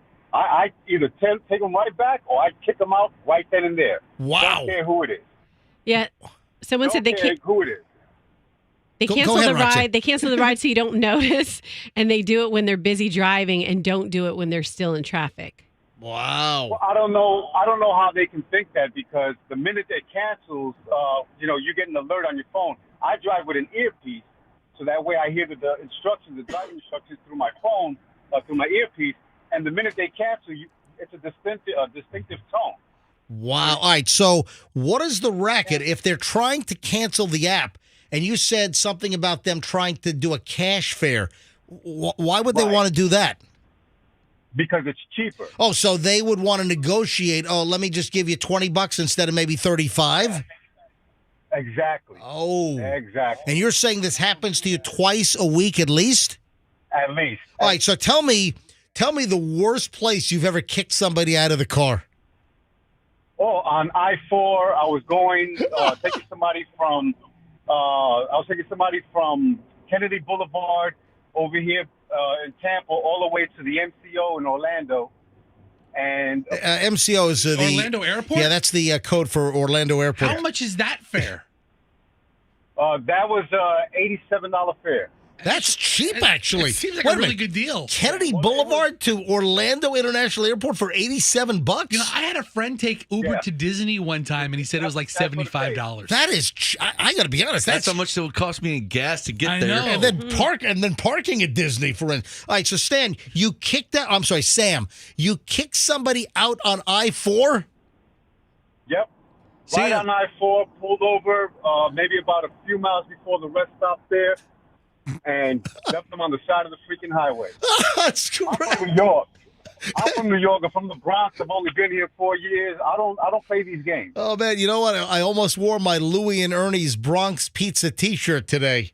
You should put up a sign or something that says, no canceling mid-trip or you'll be shot. Thank you, Sam. Appreciate it. It's a little aggressive. Good warning. No problem, guys. Great show. Thank you for listening, man. I appreciate it. Uber Sam. Hey, Michelle, you still with us? I am. You didn't say anything. You can chime in. No, there you go. That's the racket. All right. Do you want me to let you go now? Please. Okay. All right. She wanted you to let her go before. I will untether you. All right, that Uber Sam call would have been terrible. Look at the phones on this. Good job, Michelle. Sarah is intent. Look, Michelle, what a great story to tell. I've never heard that before. Well, that's why I'm talking about this, because I hadn't heard about this either. I think we have more Uber drivers and some Lyft drivers. We do. And if you're just tuning in, Michelle was in an Uber yesterday, and apparently the driver told Michelle about a racket that people will get in the Uber, a long ride, and then halfway through they'll cancel. Yeah, but that'll affect your Uber score, right? Because then the driver's going to be so pissed, he's going to give you straight up zero, right? Sarah is in Tampa. Hey, Sarah, you're on the MJ Morning Show. Hi. Hey, how are you guys? We are well. Go ahead, Sarah. I think that there is I've changed the trip destination before, and I had to go in and cancel it and redo it. So I think they have it for that reason, because the driver wouldn't change the destination for me. But he said I had to go in and cancel it and then redo it, and that might be why they do allow you to cancel it, but I imagine that they could fix that. Yeah, so there might be legitimate reasons, but, again, we're hearing stories about scam artists that are trying to hose and screw over the Uber driver or the Lyft driver. Thank you, Sarah. Let's grab Ray down in Sarasota. Oh, did you see a plane crashed in the Gulf? Yeah. Yeah. Did this happen this morning? When can you bring up the details on this thing? I'll pull it up. Apparently, 2 people perished in a small plane crash in the Gulf off of Sarasota. Let me grab Ray. Ray, you're on the MJ Morning Show. Hi. Hey, MJ. It's definitely a scam that's going out there. It does happen. I happen to have that with me last week. As a matter of fact, I had somebody up in St. Petersburg. They had 2 stops along the trip. I did both stops and got within a block of their final destination, and then he ended up canceling the trip on me, and I got screwed on that one, and it was like a $20 ride for me. Well, listen, how does Uber allow that to happen? Why don't they close that loophole that you can't cancel the trip within a block of your destination? I wish that they would, but it's really annoying. It does happen out there. And the other thing that really kind of ticks me off is also tip baiting. Because, occasionally we'll see rides that are out there that'll be like, $20, $30 for like going to the airport. That includes a tip. And then, you get there and Uber gives them the option of changing the tip amount so they can take the tip off. And then you end up getting a lot less than what the initial fare was showing. Oh, wow. And you call it tip baiting. Yeah, I've heard that with DoorDash people as well, where you promise a tip for them to pick up your groceries to get moved to the front of the line because they can pick which one they want, and then you back out. We talked about that. Yeah. For what do you call that? The Instacart. Yeah. Instacart, you put out the big tip, and you get them to get your order quickly because everyone wants that good Instacart deal, and then they change the tip at the end. That's right. Didn't we, when Coop was here, remember Coop was working Instacart a couple days a week? And we took calls from a bunch of Instacart workers, and they saying the same thing. Ray, thanks for the call. So that was Ray in Sarasota. I got Ray in Clearwater. Ray, you're on the MJ Morning Show on Q105. Hi, Ray. What's going on? Hey, all right. So have you been hosed? Yes, many times. Man, this is an epidemic. Get Dr. Fauci on the phone. All right, so tell us what happened to you, Ray? Well, they get in the car, and like anyone else that was talking to you just a moment ago, they'll cancel the ride. And once they cancel the ride, you get a notice right on the phone instantly when it happens. And then, of course, we pull over, and we tell them why they canceled the ride. They complain they didn't cancel the ride. I said, well, I got another ride I got to go to, so what are you going to do? And a lot of the times, they just want to argue. So basically, you get out of the car, and you open the door for them and tell them to get out. That's right. Wow, get your ass out of my car. That could get nasty. Well, basically, yeah. I mean, I've had a gun pulled on me, too. Whoa, hold on. You had a passenger in your Uber pull a gun on you? What caused that to happen? Let's say 6:30 in the morning, the person was inebriated, started this, was very unhappy with the electronics in my car. What was wrong? What? You had an old VHS player? What was going on in the? No VHS player. I have a tablet in the back of my car, so they can play games. Oh wow! And he lost his shit. I'm sorry. Yeah. All right. We get the idea. He lost it. And he took the tablet off the back of the car, threw it at the front of me. Wait, he took your tablet and threw it at you?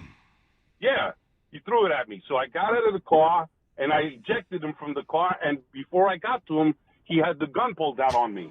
Did you call the police? Of course I did. We're going to court soon. Oh, so the cops did arrest. What city did it happen in? In Clearwater, right there on Bayshore. Oh, my God. Wow. Hey, Ray, what's the Uber policy on drivers carrying a weapon? It's against our religion.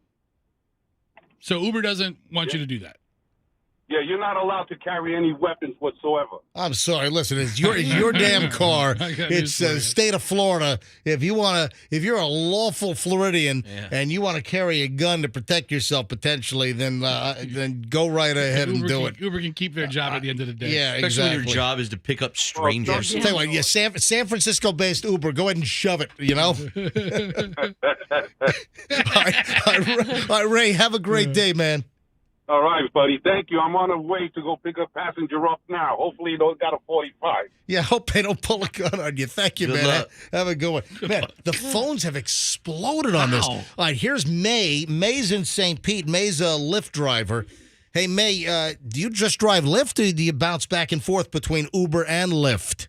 No, I just drive for Lyft. Gotcha. All right, so what happened to you, May? Well, it happens a lot, to be honest with you. So on the Lyft app as well, you can cancel in the middle of a trip while you're in the car? Yes, you can. Wow. Yes, you can. Yeah. And I just had it happen to me I actually went to Terra Verde, $1 Million Homes. I just picked up two guys to go to the Rays game.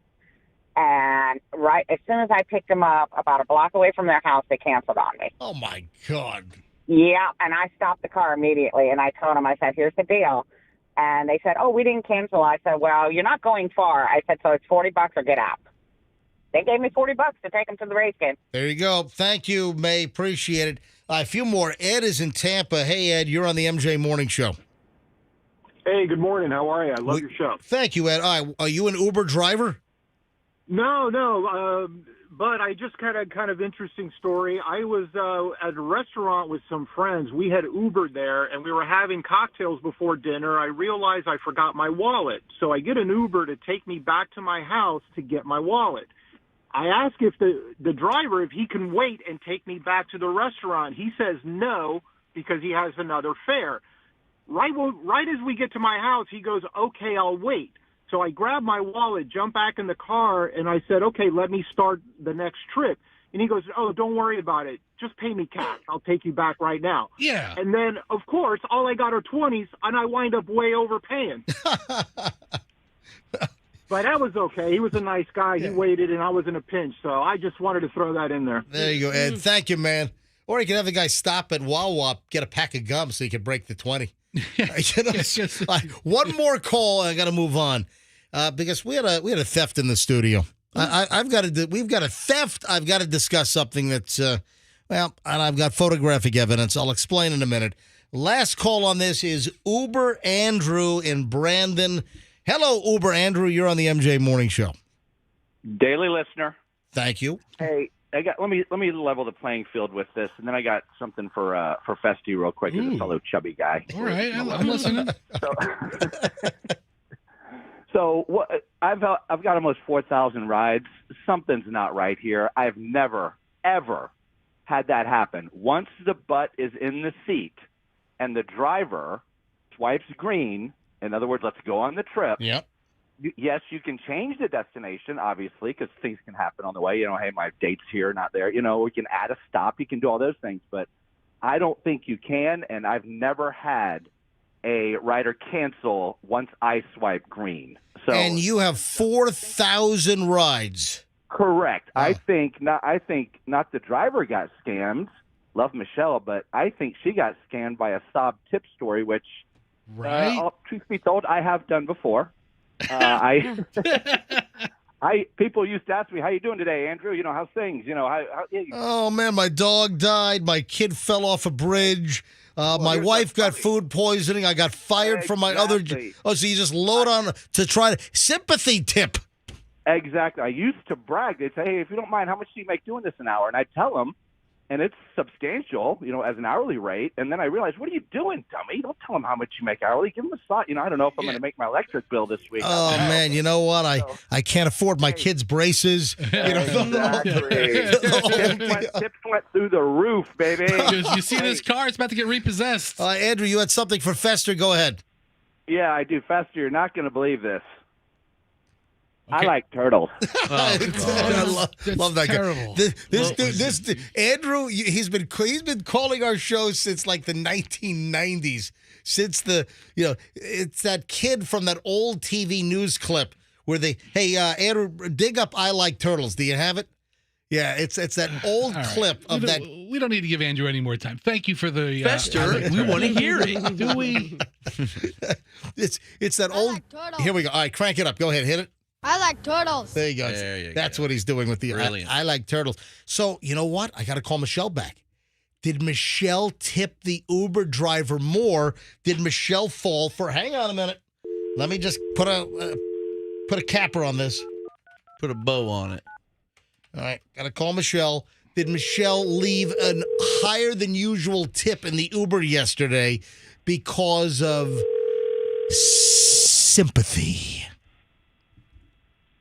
Should get the same Uber driver again and see if he tells the same story. Oh, yeah. Hello. Hey. Yes. Are you listening? Yes. Did you give the driver a higher than usual tip? I did. Oh, my God.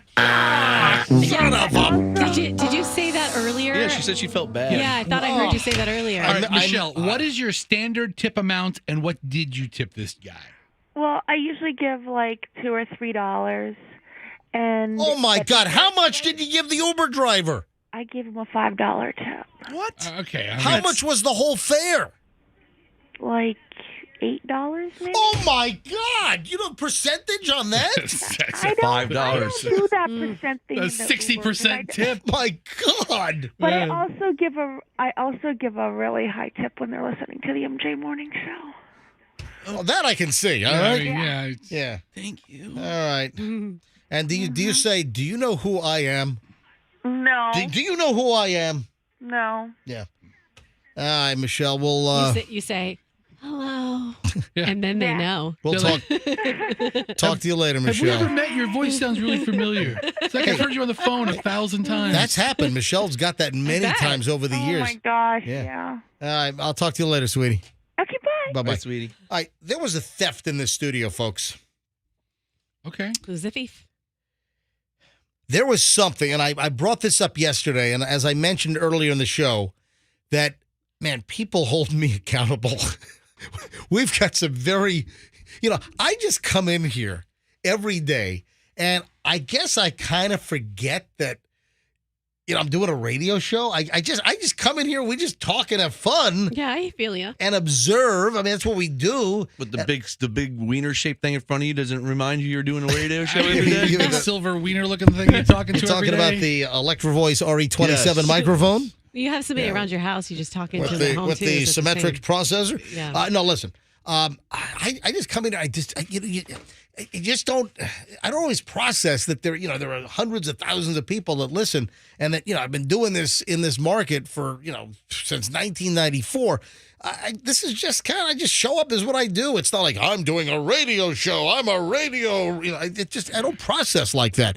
So people hold me accountable, and I swear I had 50 plus either messages on social, emails at mj@mjmorningshow.com. Folks, you can email anytime. That's my private personal email.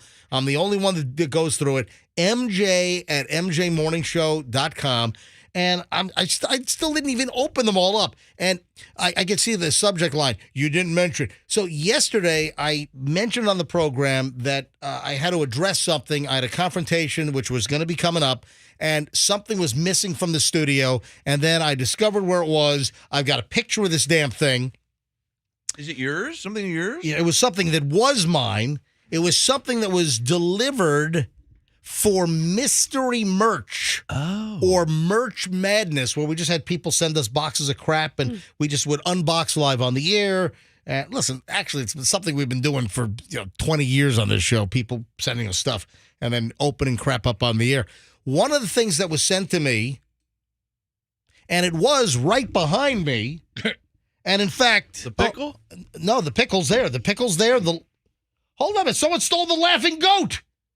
Where the hell's Who's taking all our stuff? Somebody took the laughing goat. The laughing goat has made its way to our office. Oh, well, we can't have this mystery merch stuff littering the studio forever, like the name plate with my phone number on it behind you. Yeah. By the way, you want somebody sent this. Let me hold this up to MJ TV. I don't have to say it anymore. Yeah. Fester's phone number. You just look in the back. Go Watch ahead. the show. Yeah, I Fester's got like phone number. 10,000 people texting me, hey, your number is behind MJ on MJ TV. I'm like, yeah, Everybody I know. watches it. What is Fester's number? Oh, 813-310-8444. I mean, it's right There there. you go, right here. It's been on that sign. We have it presented in the back of the studio. Well, there was another license plate back there. Fester. Yeah, there was. Oh, yeah, Blues Brothers, right? Yeah. Somebody sent the Blues Brothers license plate from the Bluesmobile. It was Juan. And Juan sent the license plate, which is the Illinois plate BDR. That's Bravo Delta Romeo 529. And it's the license plate from the Bluesmobile. Right. And a listener sent this to me. Was it Juan? It was Juan. Juan sent a gift to everybody. Right. And guess what? The plate is gone, and people were also asking, hey, MJ, what happened to the Blues Brothers license plate behind you in the studio? Because people can watch us live on MJ TV. Yeah. So if you haven't watched us live, you can go to mjmorningshow.com, top of the page, click on MJ TV, and you can watch us live from 6 to 10, or all the shows are YouTube archived, so you can watch the show at any time, any show, any time of the day. You can watch it on our YouTube. Just go to mjmorningshow.com and then click on MJ TV. So the license plate is gone. It's missing. So, again, I apologize for folks yesterday that were waiting for me to tell the story because I said I needed to address a theft in the studio, and I didn't do it. So here I am. I'm doing it now. I'm 24 hours late. I apologize. So guess what? What? Oh, like you don't know. Tell me. I go out to the parking lot, and this was yesterday morning, so it was on the way in. Fester actually beat me in. I'm in the parking lot, and I glance at Fester's brand new 2010 Lincoln. I'm sorry. It's a Cadillac. Cadillac DST. So, Fester's new car, DTS. Yeah, you said DST. You don't even know what the hell you're driving. All right. So, Fester's got a 2010. That's new to him. Yeah, right. So, he's got to replace his 2004 Lincoln Town Car. DeVille touring sedan, by the way. He got a 2010 Caddy. And guess what's on the front of the Caddy? What? He took the Blues Brothers license plate from the studio, and it's on the front of his Cadillac right now. It looks so perfect on the front of that Caddy. Oh, my God. It looks so good. So, Fester, you stole my license plate. What are you thinking, dude? First of all, I'm only borrowing it. Do you have a Miss Piggy? Yeah, go ahead. I love this. I love this music.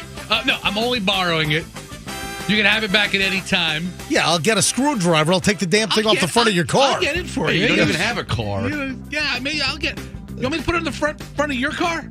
It look really sharp. No, Yeah, there's that'll look no, great. there is no. Yeah, go ahead and what? Screw it into the bumper on the car because there's no license plate bracket on the front of the bimmer. So what if I told you? We don't need a front plate in Florida. I've had probably. I don't want. Who puts a front? If you don't need a front plate, why would you put the front plate bracket on the car? Well, that's it. Don't do it. It says Illinois. My car is originally a California car. Oh, so it had the bracket. It had the bracket on it. Yeah. And I'm like, ooh, I get to put a front license plate on. What am I going to use? And I was going to put something, like corny on there. My wife's like, don't put anything on there. I'm like, wait, I got it. MJ has the Blues Brothers license plate that he hasn't touched for a month. Guess what? I think we should. You want to hear something funny? Yeah, tell me. Fester could be driving through like a Target parking lot, plow into somebody. Yeah. And then they'll say, I saw the license plate, officer. Illinois plates. Illinois plate BDR 529. So, MJ, what if I told you in the last 3 weeks? You want out of this parking lot? I'll get you out of this parking lot. All right, go ahead. In the last 3 weeks, I must have had 10 or 12 people come up to me and say, hey, what are you doing with Illinois tags? They don't realize. It's a rusted old novelty tag. Most people don't know that it's a novelty plate. BDR 529 is the Bluesmobile license plate. Not strangers, Froggy. People I know. Oh, I was going to say, why are people asking you? Yeah, my neighbor's like, hey, what do you do with Illinois tags on there? Were you waiting to see how long it was going to take me to realize that the license plate was gone and it's not behind me anymore? Couple of things. One, yes, I was. Two, I don't care. Three, it does look pretty good on the front of the Caddy. 4, can we play that music under us talking the entire show? Because that's fun. No, not the whole show. No. No, not the whole show. The whole show? The whole Just show. like a loop?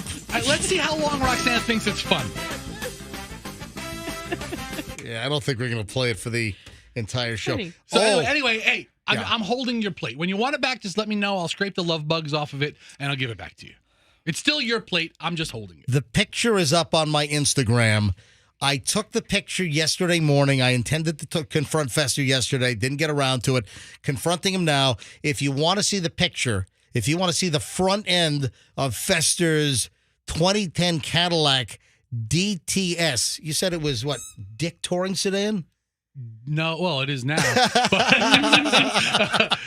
DeVille, somebody told me that the DTS stands for DeVille Touring Sedan. My friend Mike White told me that. So thanks, Mike. Touring Sedan. Yeah, Touring Sedan. So I drive the DBTS. Yeah, the image of Fester's car and my stolen license plate, it's on my Instagram, Certified MJ Radio. That's Certified MJ Radio. If you want to go take a look at my Instagram and see the picture. Dude, look at the comments. They all support me. Fester has great taste. I would have stolen it too. It's my favorite movie. This is awesome. Wait a minute, how many? There were 3 comments. All right, 2 of them are duplicates. So the 2 comments. Wow. One of them's a duplicate. So the 2 people that have commented both support me. Thank you very much. So go to my Instagram and leave a comment.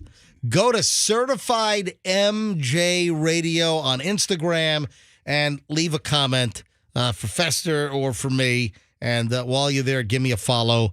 Certified MJ Radio. Also follow our morning show Insta, which is MJ Morning Show. It's that easy. Oh, and by the way, right next to that pinned is the Michelle MJ recreation of the Gwyneth Paltrow ski accident. If you haven't seen it, Michelle and I, we were skiing last weekend out in Vail, and we recreated Gwyneth Paltrow getting rammed into by the guy out in Park City. So we did a full-blown reenactment. People love this thing.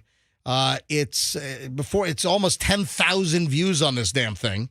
So if you haven't seen the video, it's 31 seconds long, and I crash into Michelle on the ski slope, and we reenacted Gwyneth Paltrow's ski accident. And the dialogue is brilliant. It's award-winning. Yeah, you just string "I want goop" over and over again. Yes, and she's like, "Stop spooning me, you friggin' creep." Then she yells at me and everything.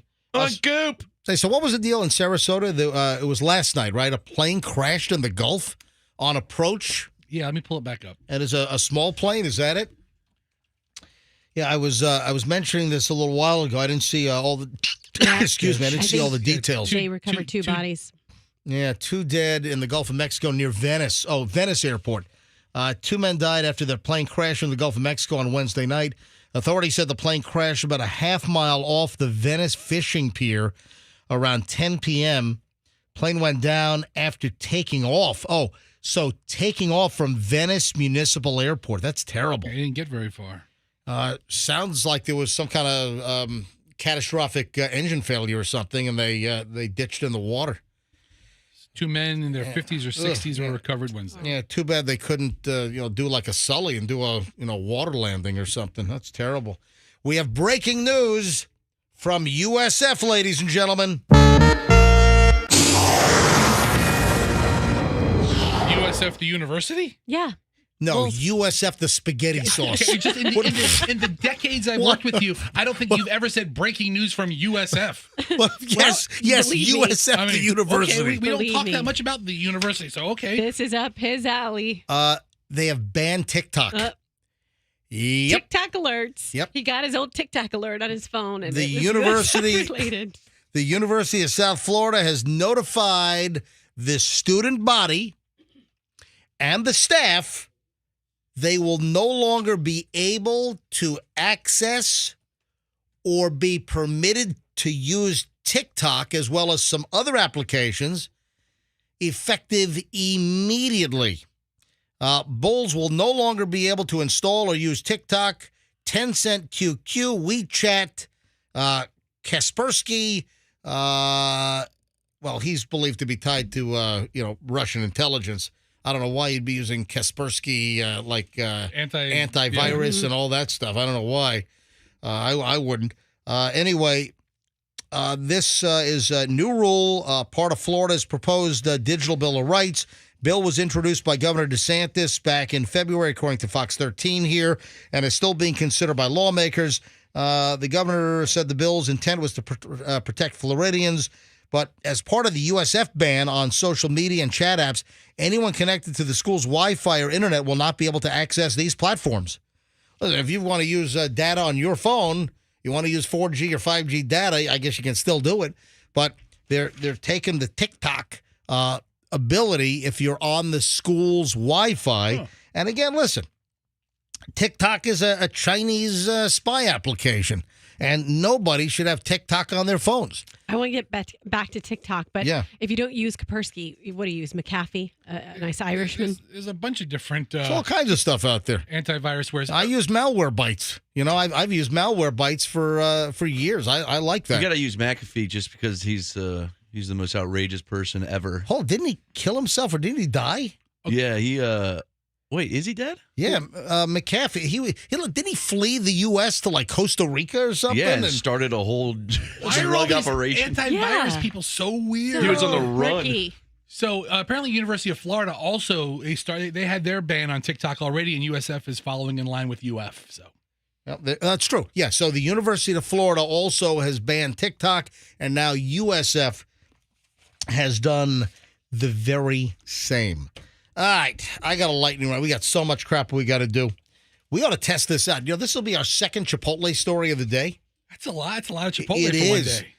Apparently, people are complaining about Chipotle's salsa, and it's too spicy. The Wall Street Journal had a story on this. Chipotle's Tomatillo red chili salsa. And some people are saying that it's burning their tongues off. Is there a Chipotle nearby? Yeah, probably one not too far. I have to look it up. But I'm What sure time do they open? Probably They don't. 10? They're not open at 8:30, 9 o'clock, are they? No. Well, anyway, if you're a Chipotle fan, apparently some are in recent months. Apparently, the spice level of this particular salsa has increased. And some customers are saying the company's spiciest salsa, a crimson red blend of chilies that has a bit of a cult following, has become unbearably hot. So I guess the claim is that it's changed. I like a hotness that clears my sinuses but doesn't singe my tongue. How do you order that? What is that? Like a 3? You order it with extra horseradish? Oh, that would do it. That would do it. Yeah. But the observation is that for whatever reason, recently, the hotness, the spicy level of this particular Chipotle Tomatillo red chili salsa, the spice level has gone whoop. It's gone up, and it's burning people's mouths. Didn't Chipotle have an issue a while back with something? So recently there was a TikTok hack on how to order like a kid's meal with like a bunch of extra free sides, and you walk out with like a $12 burrito, and it was driving Chipotle employees crazy. And they since have put an end to that. I think I saw that there's a new hack or something. But yeah, Chipotle has been in the crosshairs a lot in the last couple of weeks. They've had, I think, food safety issues a while back. Yeah. Hey, I thought this was like cleared up last week. Why is this coming back around? So last night I saw this on E! Online. The E with the exclamation point, the entertainment channel, and also Page 6 New York Post. I thought we dealt with this last week. So for whatever reason, the story's back around. Here's the truth about those Tom Brady and Reese Witherspoon dating rumors. This was called out as BS last week. Reese Witherspoon? Yeah, this come on. Yeah, so better than that. E! Online, are Tom Brady and Reese Witherspoon really dating? The ruling on the field stands. Hollywood does not have a new couple on their hands. That's pretty clever there, the ruling on the field. Who writes this? Just last month, a report surfaced claiming that Tom Brady and Reese Witherspoon were dating after experiencing public divorces. Ugh. But on April 5th, this was yesterday, Reese's rep told E! News that the rumors are completely false. A spokesperson for Tom also denied the claims to People magazine, with a source telling the outlet that the Oscar winner and the NFL quarterback have not even met. Tom, you should do something to correct that. Every time I think of her now, I just think of her when she got pulled over with her husband. Oh, and she was all liquored up. I'm Reese Witherspoon. Don't you know who I am? And she pulled that, and the cop's like, I don't care. When I heard this like a week ago or maybe even the week before, I'm like, Tom Brady and Reese Witherspoon are not hooking up. He's gonna, I hate to say it, but I don't think she's in his league. Did you see? She's a great actress. Can I go? No, Roxanne's going to talk more about Reese. Have you seen this list from TripAdvisor of the highest rated things to do in Tampa? Okay, let's hear it. Is listening to the MJ Morning Show one of the things? Well, here's the deal. the highest rated things to do in Tampa according to TripAdvisor. Now, is it the city of Tampa or the Tampa Bay area? The Tampa Bay area. Okay. All right. Hold on. Let me actually look at the list here. Yeah, let's look at the list before we start spewing things. You know what? It is Tampa. So the city of Tampa. Yeah, Okay. it's Tampa specific. Okay. It is. But I'm sure they have a list for the greater Tampa Bay area as well. But here's what I found odd. There are 30 things on the list, and all the way back at number 30 is Busch Gardens. Come on. But you look at some of the other attractions, and you're like, come on, Busch Gardens ought to be higher than this place. Or I would argue Busch Gardens is number 1, but maybe that's why they put it number 30 to try to highlight some less known things. Well, but here's the deal, though. There's something that's related to Busch Gardens that's much higher.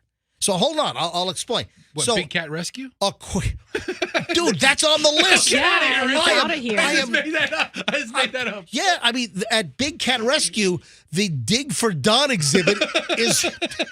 Oh, everybody gets their own shovel. It's huge. Listen, when I was a kid, when I grew up in the Virginia Beach area, there was a place up in like Hampton called the Fossil Pit. And yeah, you can go. Oh, those places still exist. Oh, well, I read a story of a guy who found some sort of something rare there that was worth a bunch of money. The Fossil Pit? Yeah, they found like a diamond or something. No. That's the place in Arkansas where you can go and diamond hunting. Go diamond hunting. Oh, okay. Yeah, well, that's a whole same concept. But when I was a kid, man, we used to go on school field trips to a place called the Fossil Pit, and it was like this giant hole in the ground, and literally just dig for fossils. Yeah. Right? So at Big Cat Rescue, Carol Baskin started the Dig for Don, and it's $10, and you can stay all day. Really a good value. And you dig and try to see if you can find Don. And then if you find him, you just call Sheriff Cronister. He brings out the rest of the crew. That's fun for the whole family. Really. Folks, I'm kidding around. There's no Dig for Don, but that'd be big. I just came up with that. That would be huge. Dig for Don. Right, so scarring the kid who finds down it. this list. Tell me some of the good things to do in Tampa. Here's the deal. Highest rated things to do in Tampa, according to TripAdvisor. Number 30 is Busch Gardens. The bottom of the list, come on. Busch Gardens is higher than number 30. Then at 29, it's the Florida Aquarium. Tell you right now, they got some good stuff at the aquarium. I love that place. They've got on the books, they're going to do like a $6 million expansion. I saw that. That's cool. And you know what? One of the best things to see at the Florida Aquarium is one of the guys there. His name is Eric, and his handlebar mustache. That is one of the best things to see. Okay. Is Eric's handlebar mustache down at the Florida Aquarium. Okay. I did a scuba diving trip to Egypt with him. Oh, okay. Okay. He was on my trip. Remember I went to Egypt a year ago? How could I forget? Yeah, I was on the Red Sea scuba diving, and Eric from the Florida Aquarium was on the trip. So when he scuba dives, does he handlebar up his mustache? Or what does he do? Oh, yeah. When he comes out of the water, it's like all like Yosemite. No, it was all waxed up underwater, man. I'll tell you. God. Hey, that dude's a funny guy as well. All right, so number 30 is Busch Gardens. Number 29, the Florida Aquarium. Number 28, Lowry Park Zoo. Or, I'm sorry. This has got to be backwards. It's Zoo Tampa. Okay, what they're doing is they're putting the bigger attractions toward the back. I mean, this isn't... It's pretty obvious. Yeah. The top 3 things tourists want to do in town... Number 27, the Sunshine Skyway Bridge. They put the fences up. It's not nearly as fun as it once was. Yeah, the unofficial bungee jumping with no cord is no longer available. Right. Number Skyway swing. Number 26, Tampa Riverwalk. Come on, you're telling me the Tampa Riverwalk, which is a cool feature, is more exciting than going to Busch Gardens? Come on. We went to Tampa and we walked along a river. It was great. And we saw all those lime scooters that people throw in there. Yeah. All right, number 25 is Big Cat Rescue. Okay, so I have a question. Once they ship the cats to Arkansas, the big cats to Arkansas. Yeah, by the way, explain to people what's going on there. And they're shipping them. Explain to people what's going on. The news broke that Carol Baskins is going to send some of her big cats, the majority of them, to a place in Arkansas. And that she's like shutting down Big Cat Rescue locally. Yes, but I did read somewhere that there are some big cats that will remain on the property and live out their lives there. I think like the really old ones. I don't know how are gonna, many. Yeah, some of the older ones are going to be So there. will those still be available for public viewing? I think Don's also living out his. Hold on. Nothing at Big Cat Rescue is available for public viewing right now. They only give private tours, all because of the hatred that some segment of people have toward this lady who's done nothing but kill her husband and raise tigers, allegedly. Well, you say. I should have Part said of that allegedly in the is- first one. yes. Yeah, you should have said allegedly in the first one. Yeah. Sorry. So you want to correct that? We don't know if Carol Baskin had anything to do with Don's disappearance. with the disappearance of Don. Allegedly. Allegedly. However, she does raise. Most people think that stuff is known about the disappearance of Don. All right. Anyway, what's after that? Amalie Arena at number 24. Okay, unless there's something happening at Amalie Arena, it's really just a building you can walk around. Well, I assume that they mean go to Amalie Arena for a concert or a game. No, just stare at the big lightning rod thing. It just says go on a Tuesday morning. Yeah, just get a picture Just of you go next- and just walk outside. Just to Phil Esposito's statue. Just grab one of the locked doors. Yeah. Just pull and tug on one of the locked doors at Amalie Arena. It's open. Hey, Fester, you want to retract that statement again one more time for legal purposes? I should have put an allegedly somewhere in that sentence. That about the husband part. Fester would like to make an on-air correction that Fester did not mean to say that Carol Baskin killed Don. No, I didn't mean to say that. Right. What I meant to say is allegedly. Or people think that possibly that happened. People think not named Fester. But there is no proof whatsoever that Carol did anything to Don. Yet. But obviously there's speculation. All right, so Tell it to the judge. I'm going to hire Joe Exotic's lawyer. Number 23, Lettuce Lake Regional Park. Where the hell is that? That's off of I think Fletcher. Yeah, I've been to Lettuce Lake. That's a pretty cool park. Yeah. It's a Number big walking 22 trail. is Ybor City. Number 21 is Bayshore Boulevard. Number 20, the Henry B. Plant Museum. I have never been there. What? Number 19, the Tampa Theater. I have been there. I love the Tampa Theater. I always tell people when they come to town that haven't been to Tampa that they need to go check that out. Number 18, the Tico Line streetcar system. That's cool. Number 17, Raymond James Stadium. Number 16, the Tampa Bay History Center. Number 15, International Plaza and Bay Street. Okay. Just going to Hot Topic. Yeah. Just going to a mall. All right. They have a Spencer's there, don't they? That's pretty awesome. Number 14, George M. Steinbrenner Field. Number 13, the Horsepower for Kids and Animal Sanctuary. Yeah, so that's in Oldsmar? We Okay. go there. That's on Racetrack Road, right? Racetrack Yeah. Road. And it's kind of a more rustic animal experience. It's a pretty cool place. Number 12, the Cigar City Brewing facility right behind Home Depot on Spruce. Yeah. The Yangling Brewery is next at number 11. Number 10, the Strass Center. Number 9, Seminole Hard Rock Casino, Tampa. Number 8, Museum of Science and Industry, Mosey. right. Number 7, Hyde Park. Number 6, Adventure Island. How is Busch Gardens number 30 and Adventure Island is number 6? I guess because there are amusement parks around the country, but not as many water parks around the country. Or wet T-shirts. I don't know. Yeah. Who the heck knows? Number 5, the SS American Victory Mariners Memorial and Museum Ship. Okay. Where's that? That's by the aquarium, isn't it? Okay. Yeah. Number 4, Sacred Heart Catholic Church. What? Really? It's a beautiful church in It is. downtown. It is. I mean, it's a magnificent church, but You just look at it, okay? Number 3, the what? Montanus? no, you're talking about the temple. The temple. Yeah. Off of the river. Off Palm nice. River. Yeah, So, Palm River Road. I went to one That's of their. number 3. Have you ever been to their Sunday market? I have not. It's awesome. Really? It's, All right. Is the Patel home on Bush on the it list? will, next year it will be when it's Wait, hang on. when it's completed. In How do you 15 say years. the name of the temple? I don't The know. what? Mongo Colarada Dada Kulada. It's a Mongo Kulada. It's an amazing Buddhist temple off All right. of Nice. the river. And before COVID, they had a big Sunday market. I think now it's a drive-through market, but it's certainly worth the trip. All right. Number 2 is the Ybor City Museum State Park. And number 1, according to TripAdvisor, the number 1 thing to do in Tampa is Dutch Motel. What? Mons Venus. About to say, See, It's I gotta knew be it it. was It's going to gotta make the be it. list. No, it was. It's the there's- Glazer Children's Museum. That is a lot of fun, too. you know what? Let's see. Mons Venus or the Glazer Children's Museum? That's where my kid wants to have her birthday party now. I was like, no, that's too Which expensive. one? Which one?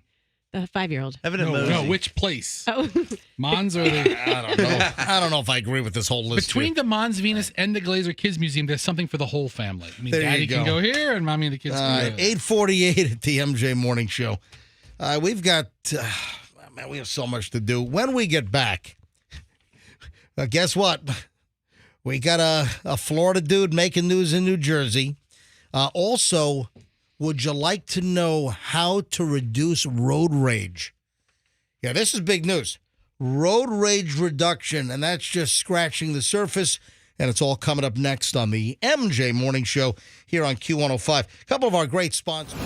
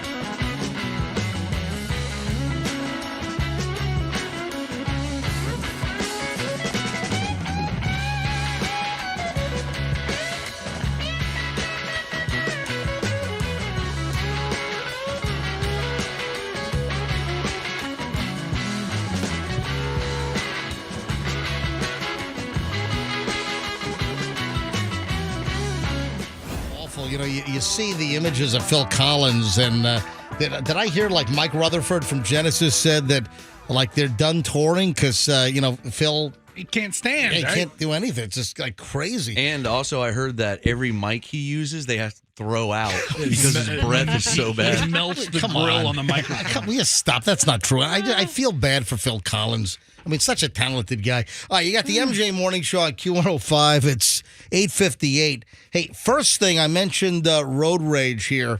And, well, there is a particular air freshener scent that could reduce road rage. Yeah, I'll tell you, it's not black ice. Okay, I'll tell you that right now. Well, you know the deal with black ice. Folks, when you see the air fresheners, like those little pine trees that hang. That's like the only flavor I see in the stores. Well, it's not a flavor, it's a scent. Whatever. Right. No, you can lick it. You can eat them. Now, you've got the green one, you got the red one, you got the yellow one. But I see black ice more than anything. Right. Let me tell you what I learned about the black ice variety of that air freshener that hangs from the mirror. Well, first of all, I think it's illegal to hang anything from your mirror in the state of Florida. My God, speaking of scents, what the hell smells like marijuana? I just got blasted with a wall of ganja. I mean, who do you Dude, think it is? That's the new green. Oh, my God. That's the new green ice. Well, this is very appropriate. Wacky Jackie, what are you doing? Wouldn't you like to know? This is very pertinent because somebody just walked in the studio after taking a little extended break, was not quite back when we came back from the break, and just an odor of burning cannabis just infiltrated the room. But it's very fitting because here's the deal. Black ice means something with drugs, right? Well, here's the deal. And I learned this years ago. I remember this. When I used to ride around with, when Steve Lewis was with the Hillsborough County Sheriff's Office, he taught me this probably 12, 13 years ago, that people that had the black ice variety of that little air freshener tree hanging from their mirror, there was a rumor, there was a belief that the black ice version completely blunted, no pun intended, the smell of marijuana. And, well, it's just not true. But let me tell you what the science is showing, that if you suffer from road rage, that this could be a cure. There's a brand new study published in Human Psychopharmacology, Clinical and Experiment, and it finds that the scent Don't say it. Can we guess? Can we go around the room and guess? It's not a guessing game. Yeah, no, I want it to be. Okay, fine. I swear I have not Googled. I'm just going to go with my aromatherapy knowledge. Okay, so what scent do you think will calm down road rage if you have it in your car? Top answer. Nonsense. Lavender. No. Citrus. Nope. Is it something? Is it something that obvious, like a vanilla scent or? Nope. Peppermint. Yes. Okay. Guess number 7. All right, Rox, top 10. Good job. She knows her aromas. Yeah. So it's the scent of peppermint oil can reduce aggressive driving behaviors. So if you're a maniac, if you're like cutting people off, if you're driving on the sidewalk, if you're running over nuns as they cross the street. Oh, no, not nuns. Just get some peppermint oil in your car, and that can help tamp down your propensity to road rage. Really? That peppermint has a calming effect. So forget about anger management. Just get these people some peppermint oil. What if you just suck on a peppermint or something like Altoids? Like an Altoid or something. Yeah, something like that. Or ladies and gentlemen, Wacky Jackie is in the studio. Good morning. All right, just bring it down just a little bit. Just bring it down just 2 notches. Oh, all right. Okay. Hey, it's great to have you in studio. Thank you so much. It's so good to see you guys. Yeah. What were you saying earlier? That you can't stop watching the... I cannot stop watching you chasing Michelle down the slopes, going goop, and she's going, "Get away from me, you freaking creep!" And it's like the cutest thing ever. It sounds like a cartoon. It's It just so should be adorable. animated. I love it. What Wacky Jackie is saying from our sales department is that she can't get enough of the Gwyneth Paltrow ski accident recreation that Michelle and I did.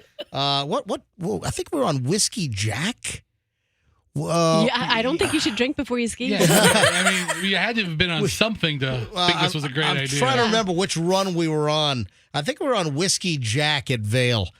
So I know we were at Vail. I know we were at Vail last weekend. So last Sunday, Michelle and I recreated the Gwyneth Paltrow ski accident, and the video is up on my Instagram, Certified MJ Radio. That's Certified MJ Radio.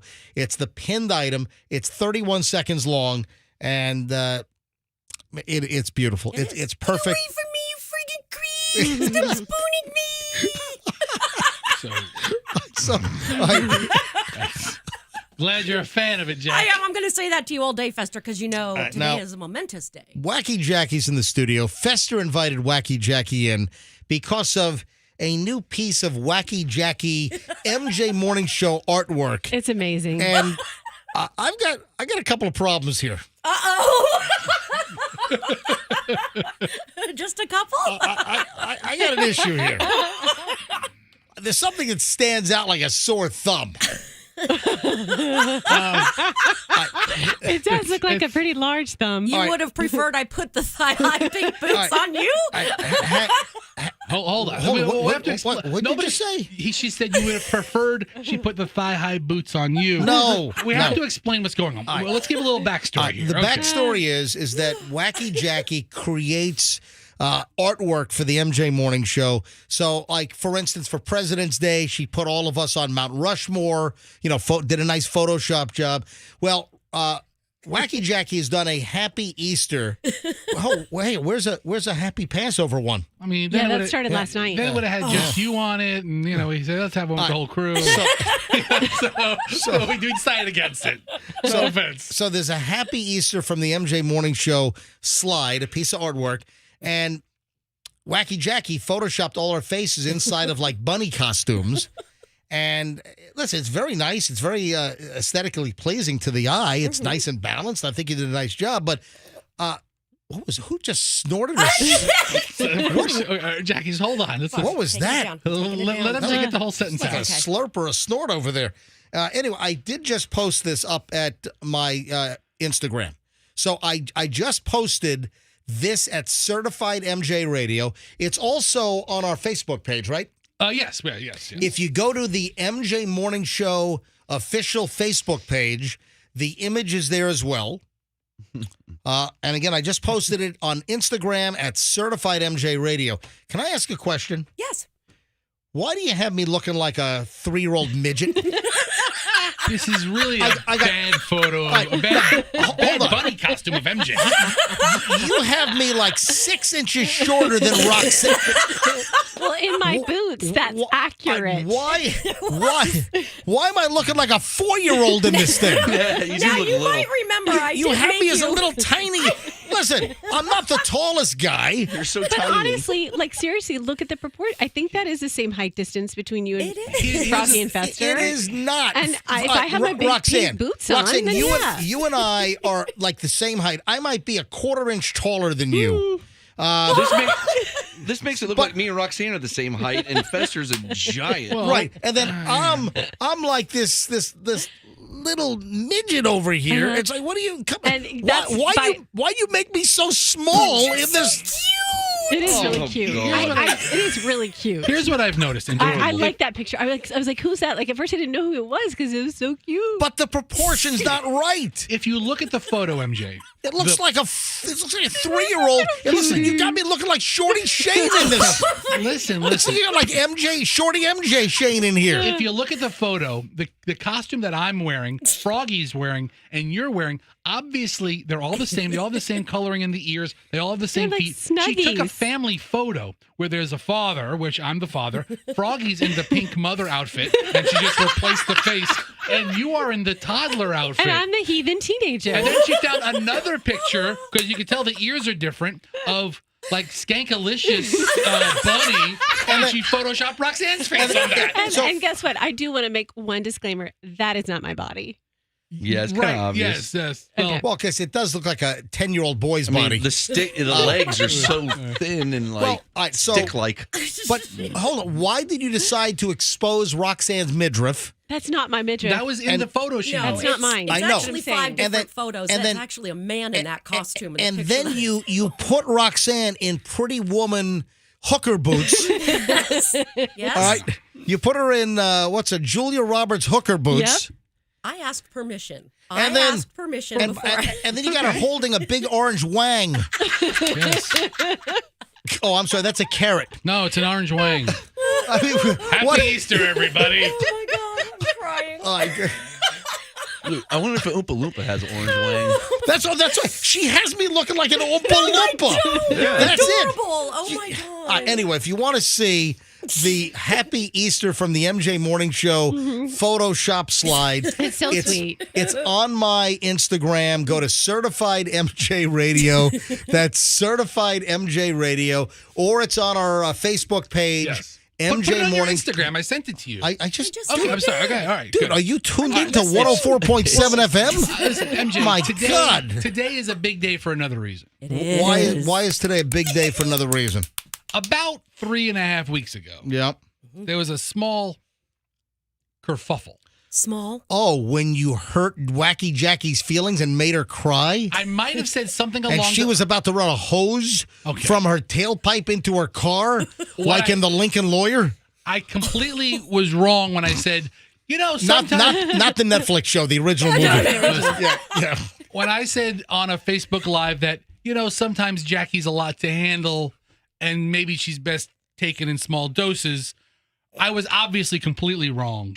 And nobody feels that way. Oh, my God. And Jackie took it much more seriously than I thought she would. Anyway, at the time of my groveling for forgiveness, I said, hey, maybe we can have a makeup lunch. And I kind of was hoping she'd forget about it. And she never forgot about it. No, And I'm not. That's not something No. I'm ever going to forget. That's right. So today is the MJ and Jackie. I'm sorry, the Fester and Jackie lunch that's Where going to y'all be paid for by MJ. Oh, really? No. Because, well, you think I'm not turning this receipt in? It's coming out of the budget. Whatever. Yeah, I know. Lame. Yeah, that's right. Lame. It's not a real apology then. It doesn't count. They're not buying staples here now, I know. and Scotch tape.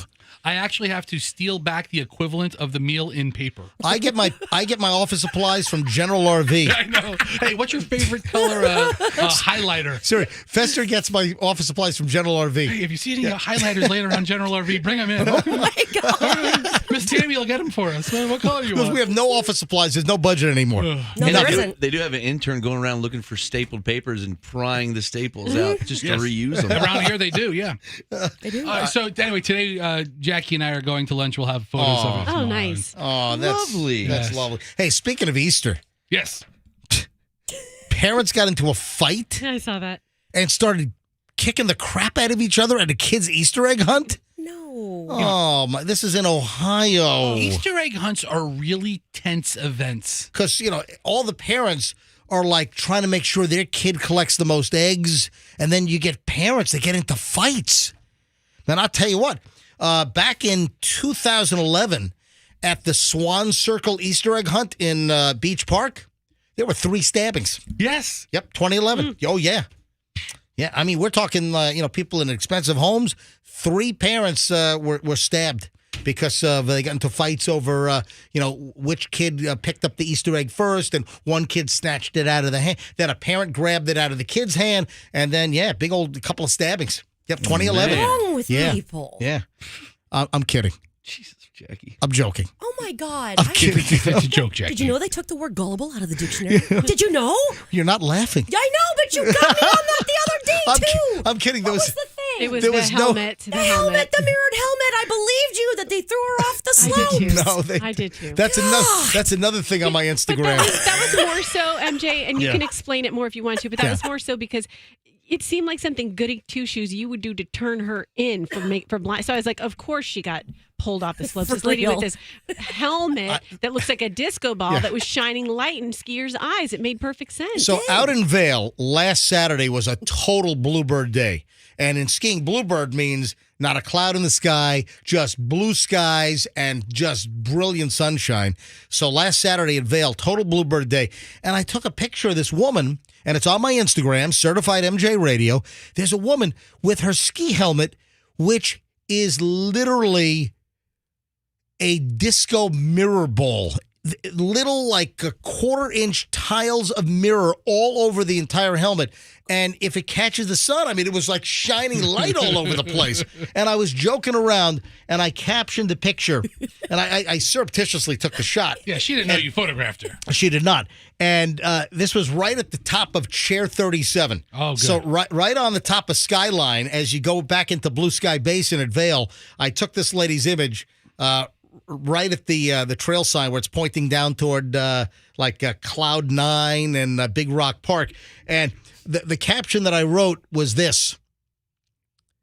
This lady was yanked off the slopes by the ski patrol because her disco mirror ball helmet blinded skiers, causing them to crash. That's not true. But I believe it. First comment. So did Roxanne. First comments, Roxanne. That's freaking crazy. Yeah, that's exactly what I comment. said. Roxanne. Oh my gosh, that's freaking crazy. That's exactly how it sounded. Oh my That's God! how I read it. Oh my God! Let's do an episode of the Californians. Oh my God! Yeah. So I took the 10 to the 405. Did you hear about MJ went to Vail for like the weekend and he saw disco mirror ball? I was out He took I-75 down to the 302. I was out in Calabasas. All right. I don't know my California geography that well. I lived there for a Just couple of remember years. 10 to the 5. That's all you got to remember. Yeah, 10 to the 5. You got the 101, whatever. All right, so my Instagram is packed, folks. The Paltrow reenactment Really ski is. accident. We've got the Easter thing where I look like an Oompa Loompa. The disco mirror ball and all kinds of stuff. Roxanne twisted in wires yesterday. Can we have a Roxanne orange carrot Photoshop contest? Oh my God! What can the listeners come up with? What is else? Roxanne holding? Yeah, what are they getting? no. Yeah, let's see what they put in Roxanne's hand. That's going to go bad. Yeah, Let's see how No, that's just me teasing you guys. You're bunnies with the carrot. Yeah. Aw. Training you. It is so cute. It's working. So my Instagram again, check everything out. The carrot is the air fryer that MJ does not Yes. have. Yeah. Still Dangling a carrot. in front of you guys. Certified MJ Radio. Check out my Instagram. Give me a follow. Certified MJ Radio. All right, back to the Ohio Easter egg hunt. Yes. This is in Ohio. It's a suburb right outside of Dayton. A mall had a big Easter egg hunt for the kids on Sunday, and parents started bashing the crap out of each other. It was supposed to go like this: 1 and 2 year olds would go first, have their own section of the mall to search. So 1 and 2 year olds. Because you don't want like 6 and 7 and 8 year olds, pushing little 2 year olds out of the way. Yeah, hell, you don't. Those kids need to get their age. Yeah, you don't want to be like George Costanza fleeing the birthday party. Yeah, the fire. Yeah, they divide it up by age group, which makes sense. So you had 1 and 2, then you'd have 3 and 4. They would search a different part of the mall with, I guess, a 60-second head start on all the older kids. There were more than 2,000 eggs hidden around the mall. But, well, then things got a little rough. And as soon as it started, everyone made the mad dash. And before you know it, the whole thing devolved into chaos. Parents were shoving little kids. I mean, what the hell, really? Jeez. So it's just a whole giant mess at this mall just outside of Dayton. With an Easter egg hunt that went bad. You're going to love this. Another, this is a local story right out of Clearwater. It's a classic Florida story, but it is a New Jersey guy. A Jersey dude riding a motorcycle was pulled over. Why? He had a phony license tag that read "bend over." I mean, no state would approve that, right? High-speed chase here in Clearwater. And then the suspect ended up crashing the motorcycle. Justine Miranda, 20. That's a guy. It's not a... Justine? Yeah. He has 2 women names. Yeah. Justine and Miranda. Wow, yeah. I'm Justine Miranda. And he got his Miranda rights read, right? Yeah, exactly. Justine Miranda was spotted Sunday evening operating a motorcycle that had a fake New Jersey tag on it. A Clearwater Police Department vehicle approached Miranda on foot at a red light, and the New Jersey Newark resident looked over at me and restarted the bike, and ignored stop police orders, ran through the red light. Moments after fleeing, Miranda was involved in a motorcycle crash, which threw him off the bike. He was transported to a hospital in Clearwater for treatment after being read his Miranda rights. Miranda. That's great. So Miranda. Come on. I swear. Miranda. And, of course, that's from the Supreme Court case, the Miranda. All right, Excuse me. Sir, we're going to read you your rights, Mr. Miranda. Miranda was read his Miranda rights, and he works in car sales, apparently. He's a car salesman. He opted to remain silent, charged with felony fleeing for high-speed wanton disregard, trying to elude the cops, obviously. Miranda was, last we saw, being held at the county lockup in the Pinellas County jail. And he also is a fugitive in connection with a parole violation back in New Jersey. Man, this is what a welcome addition to the state of Florida. Justine Miranda from Newark, New Jersey. Come on, Justine. Come on, bro. Oh, his middle name's Elizabeth. Justine I've never heard of a guy named Justine. And how long did he think he was going to be able to ride around Pinellas County with a fake New Jersey bend over license plate? I mean, probably for 6 or 8 years. His sister's name is Jeremiah. Let me give you a little police insight on motorcycles. If you see a motorcycle and you see the license plate tag on the back, like bent all the way up so you can't see it, you know, they have a tag. It's not being displayed properly. But that's sort of an indication. If you've got a motorcycle that has the tag like bent totally up or bent totally back so you can't see it, the deal is either the bike was stolen or they're prone to flee so that you can't see their license plate. So I remember, listen, I was doing a Hillsborough County Sheriff's Office ride-along again with back before Steve Lewis retired, and we were sitting on Brandon Boulevard in Kings, and we pull up to the light. We're like 2 cars back, and there are 2 motorcycles all the way at the front, kind of in between cars, and the license plates were totally bent up, couldn't see jack.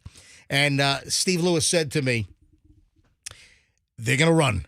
And he barely had the word run out of his mouth when they ran right through the red light. They took a right turn on Kings, and they were gone. They're gonna run. And then they got to once you go down, then there's like a split, and one bike went one way, the other bike went the other way, so they split up, and you know, that's something that I observed. All right, 9:21 at the MJ Morning Show. When we get back, it's the final chunk of the show. I'm going to tell you right now, I've got like a whole show of material that we didn't even get to yet. So what that means, high-quality density mung is next in the final chunk of the MJ Morning Show. Make sure you keep listening. We're back in minutes on the MJ Morning Show here on Q105. Stand by. Oh.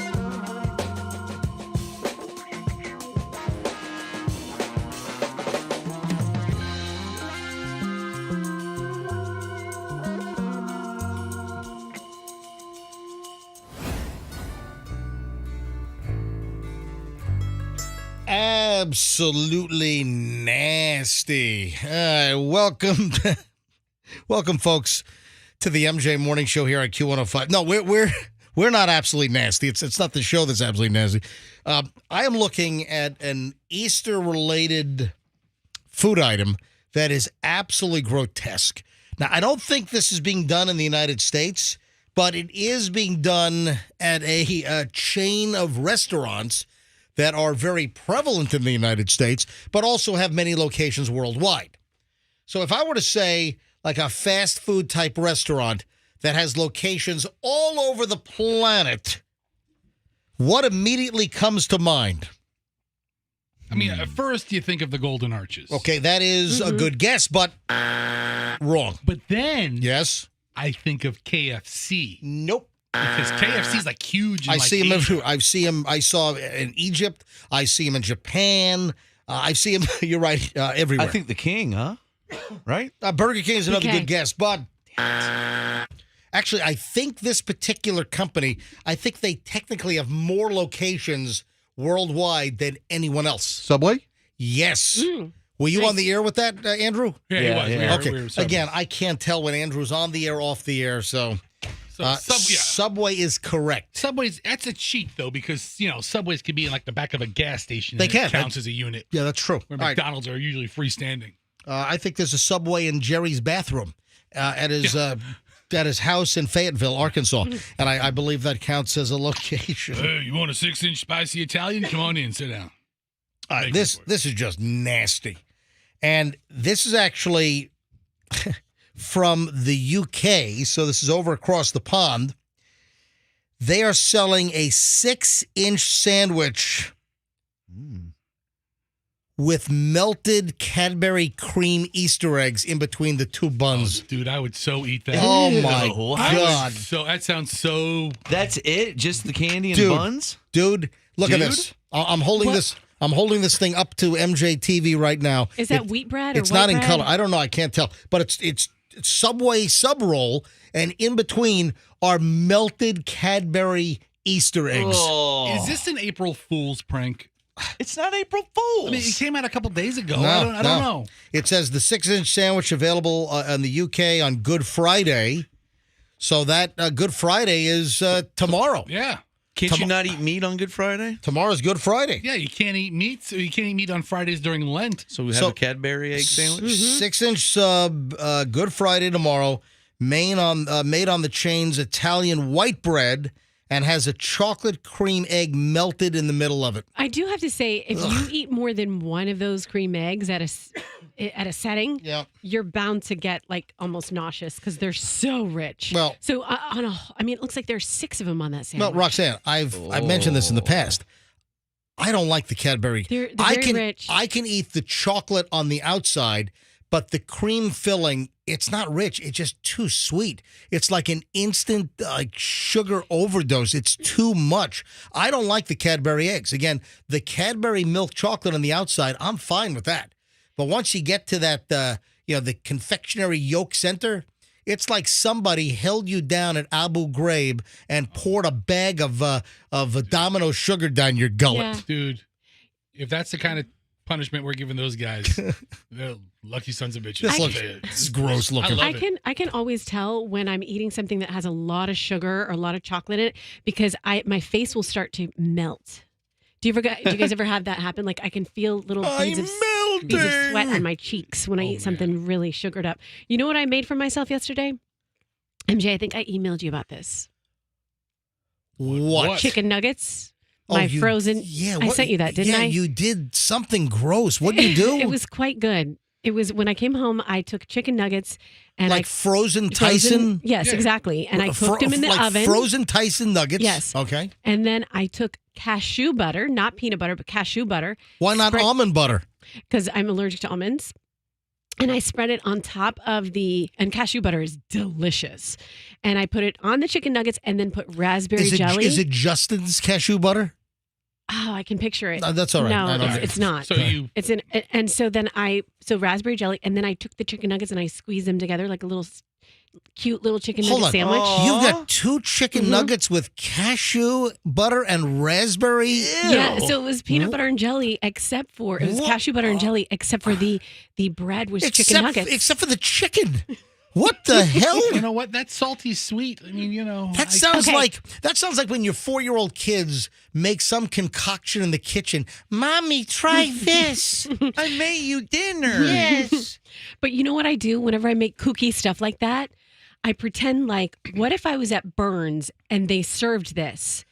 Would I be telling all 2 my friends? Tyson chicken nuggets with raspberry Smuckers Yes. and cashew butter in between. They're not Guess serving what? that at Burns. I know, but if that was on the menu at Burns and you and I went to Burns together, I'd be like, MJ, we have to get this for I our would not appetizer." order that. It's so good. I've had I would vomit.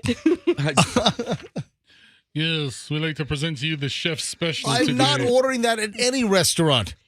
Would you eat it on a plane? Would you eat it on a train? Would you eat it with a goat? Would you eat it on a moat? No, I won't. Well, I'm going to make it and bring it into everybody. Well, I'm not eating chicken nuggets. Well, I'm going to force feed you. You're not. I mean, I'm not that mad at it. my It doesn't sound great, but it I doesn't know sound you. awful either. I know. It sounds terrible. Hey, guys, guess how much last minute seats are going for Taylor Swift? What is the cheapest as of yesterday? And listen, things can change, but as of yesterday, what was the cheapest Taylor Swift tickets that you could buy for next week? And of course, Taylor Swift in town at Ray J, Thursday, Friday, Saturday next week. The cheapest tickets, Froggy? I'm going to say $1,000. Damn it. I mean, $1,000 is a pretty good guess. You've already gone right over the cliff. Damn, I thought that was low. Lost the game already. I suck at that game. No. As of last night, the lowest price for seats for Taylor Swift here in Tampa for the Thursday show, $533. Wow. This is Vivid. You've heard of Vivid seats, right? Mm-hmm. So you got to buy 2 of them, so you're looking at over $1,000. Are there extra fees attached to that? Per ticket. This is before fees. Yeah, so there'll be some fees attached. So lowest price, Taylor Swift next Thursday, April 13th, $533 a ticket on Vivid. Then the Friday show, $627 before fees for Friday, April 14th at Ray J. And then for the Saturday and final show at Ray J, the cheapest tickets were $731. So you can see Thursday appears to be the less desirable, Friday a little bit more desirable, but the most desirable ticket is the Saturday night Taylor Swift concert. See, for our purposes, I'd want to go Thursday night so I could talk about it Friday morning. Yeah, for our purposes, I'm not going to any of the concerts. So I'm thinking, MJ, what if I went to Taylor Swift and just tailgated in the parking lot and listened to the concert outside and then left early and beat all the traffic? That would be pretty desperate. Yeah, I think I'm going to do that Friday night. Yeah. Would you like to hear the celebrity Ozempic list at this point? Please. And this isn't because they have the diabetes. I wonder if the guy is still listening that gets totally angry when I play the Ozempic jingle. I saw a whole story last night about celebrities on Ozempic, including, Elon Musk. Are you on Ozempic, Elon? Oh, absolutely. I take Ozempic every day. Could you sing along with the Ozempic jingle, please? Sure, I love to sing. All right, 3, 2, and... Ozempic. Yeah. I love to sing. I sang when I was a little child. In the choir? Yes, in the choirs. Last week, Elon changed the Twitter symbol from the bird to the Shiba Inu dog. Yeah, I saw that from that Dogecoin. You know, hey, next week he's going to change it to the Ozempic pill. Hey, speaking of Elon Musk and the Dogecoin, you know, he's being accused of like pump and dumping and doing a whole pyramid scheme with that deal. Oh, please. I don't even like pyramids. No, seriously, I saw a story that he's manipulating the price. That due to lawsuits that Elon Musk could be wiped out. Wow. Did you not see that? I thought I had the story. Hang on a minute. Let's see. Doge is down today. It's at a 17% on the week. No, bring up the story. Type in Elon Musk wiped out Type in Elon Musk and pyramid scheme. That'll bring the story up. But celebrities on Ozempic include Elon Musk, apparently, Chelsea Handler. She was on it, and she denied ever knowing that it was what it was, but she said she admitted she was on it, yeah. All right, who the hell's Dolores Cantina? Oh, you don't know Dolores Cantina? Dolores. It rhymes with Dolores. I don't know who that is. This is a celebrity list, you say? Dolores Cantina is on The Real Housewives of New Jersey. That explains it. Season 13. Do you guys know anyone, like any of your friends who've done Ozempic? I swear I've seen some friends recently, and I'd be like, oh my gosh, so-and-so, she or he looks great. Yeah. And I suspect that they might be on it because maybe they've kind of struggled with weight. Like, give me a name of a friend. Kettle, of course. Yeah, of course. Kettle. hey, Kettle, by any chance, are you on?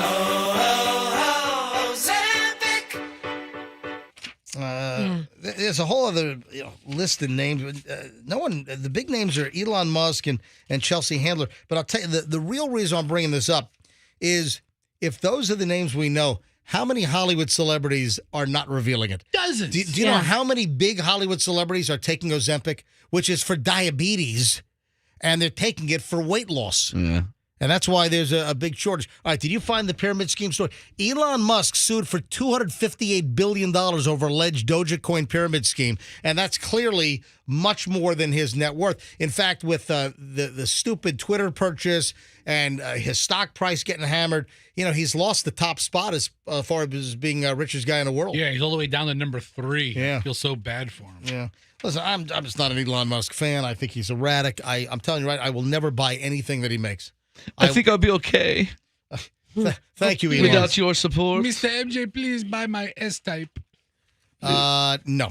Although that is Fester, I'm sorry, the one that I just don't find it to be an attractive vehicle. Okay. Well, it's not your car. Yeah, MJ, question. I'm gonna draw a big number on a piece of paper here, and it's gonna represent all the bleeps I give about your opinion on my car. Hold on. Fester does that with his number. I have to ask you a very important question. Yes. Here's the number right there. If you had to either be best friends with Elon or join TikTok, which would you do? Oh, come on. That's a silly... You have to do one. Oh, that's a crazy scenario. If I had to pick one, friends with Elon or join TikTok, okay, yes. I would clearly be friends with Elon because I knew it. Because I'm not going to. You want to be friends with Elon? I'm not going to support a Chinese communist data mining and infiltration operation like TikTok. Did Roxanne just degrade our show to a sleepover? I think so. You want to be with Elon? I think. Okay, friends right. with Elon or Jong Con Il. What's his name? Kim Jong-un? Kim Jong-un, yes. All right. We got to roll, man. Anything else before we get at it today? I think we've deteriorated enough today. I look around and I look at the studio and there's just so much crap that we didn't get to. So I don't even have to do any prep tonight. Me neither. No, I'm kidding. There'll be all new stuff tomorrow, but I do have some great leftover stuff. Hey, have a fantastic day. The website is loaded, mjmorningshow.com. Always stuff at mjmorningshow.com. In fact, there's some stuff posted that we didn't even get to today. On the program, on stories mentioned and maybe even videos mentioned. Folks, if you want to email me, MJ at mjmorningshow.com. Hot tips, gossip, anything you want to hit us up on, MJ at mjmorningshow.com. Send me your email right there. It's all confidential. I'm the only one who reads it. And we'll see you back here tomorrow on the MJ Morning Show on Q105. And let's be careful out there.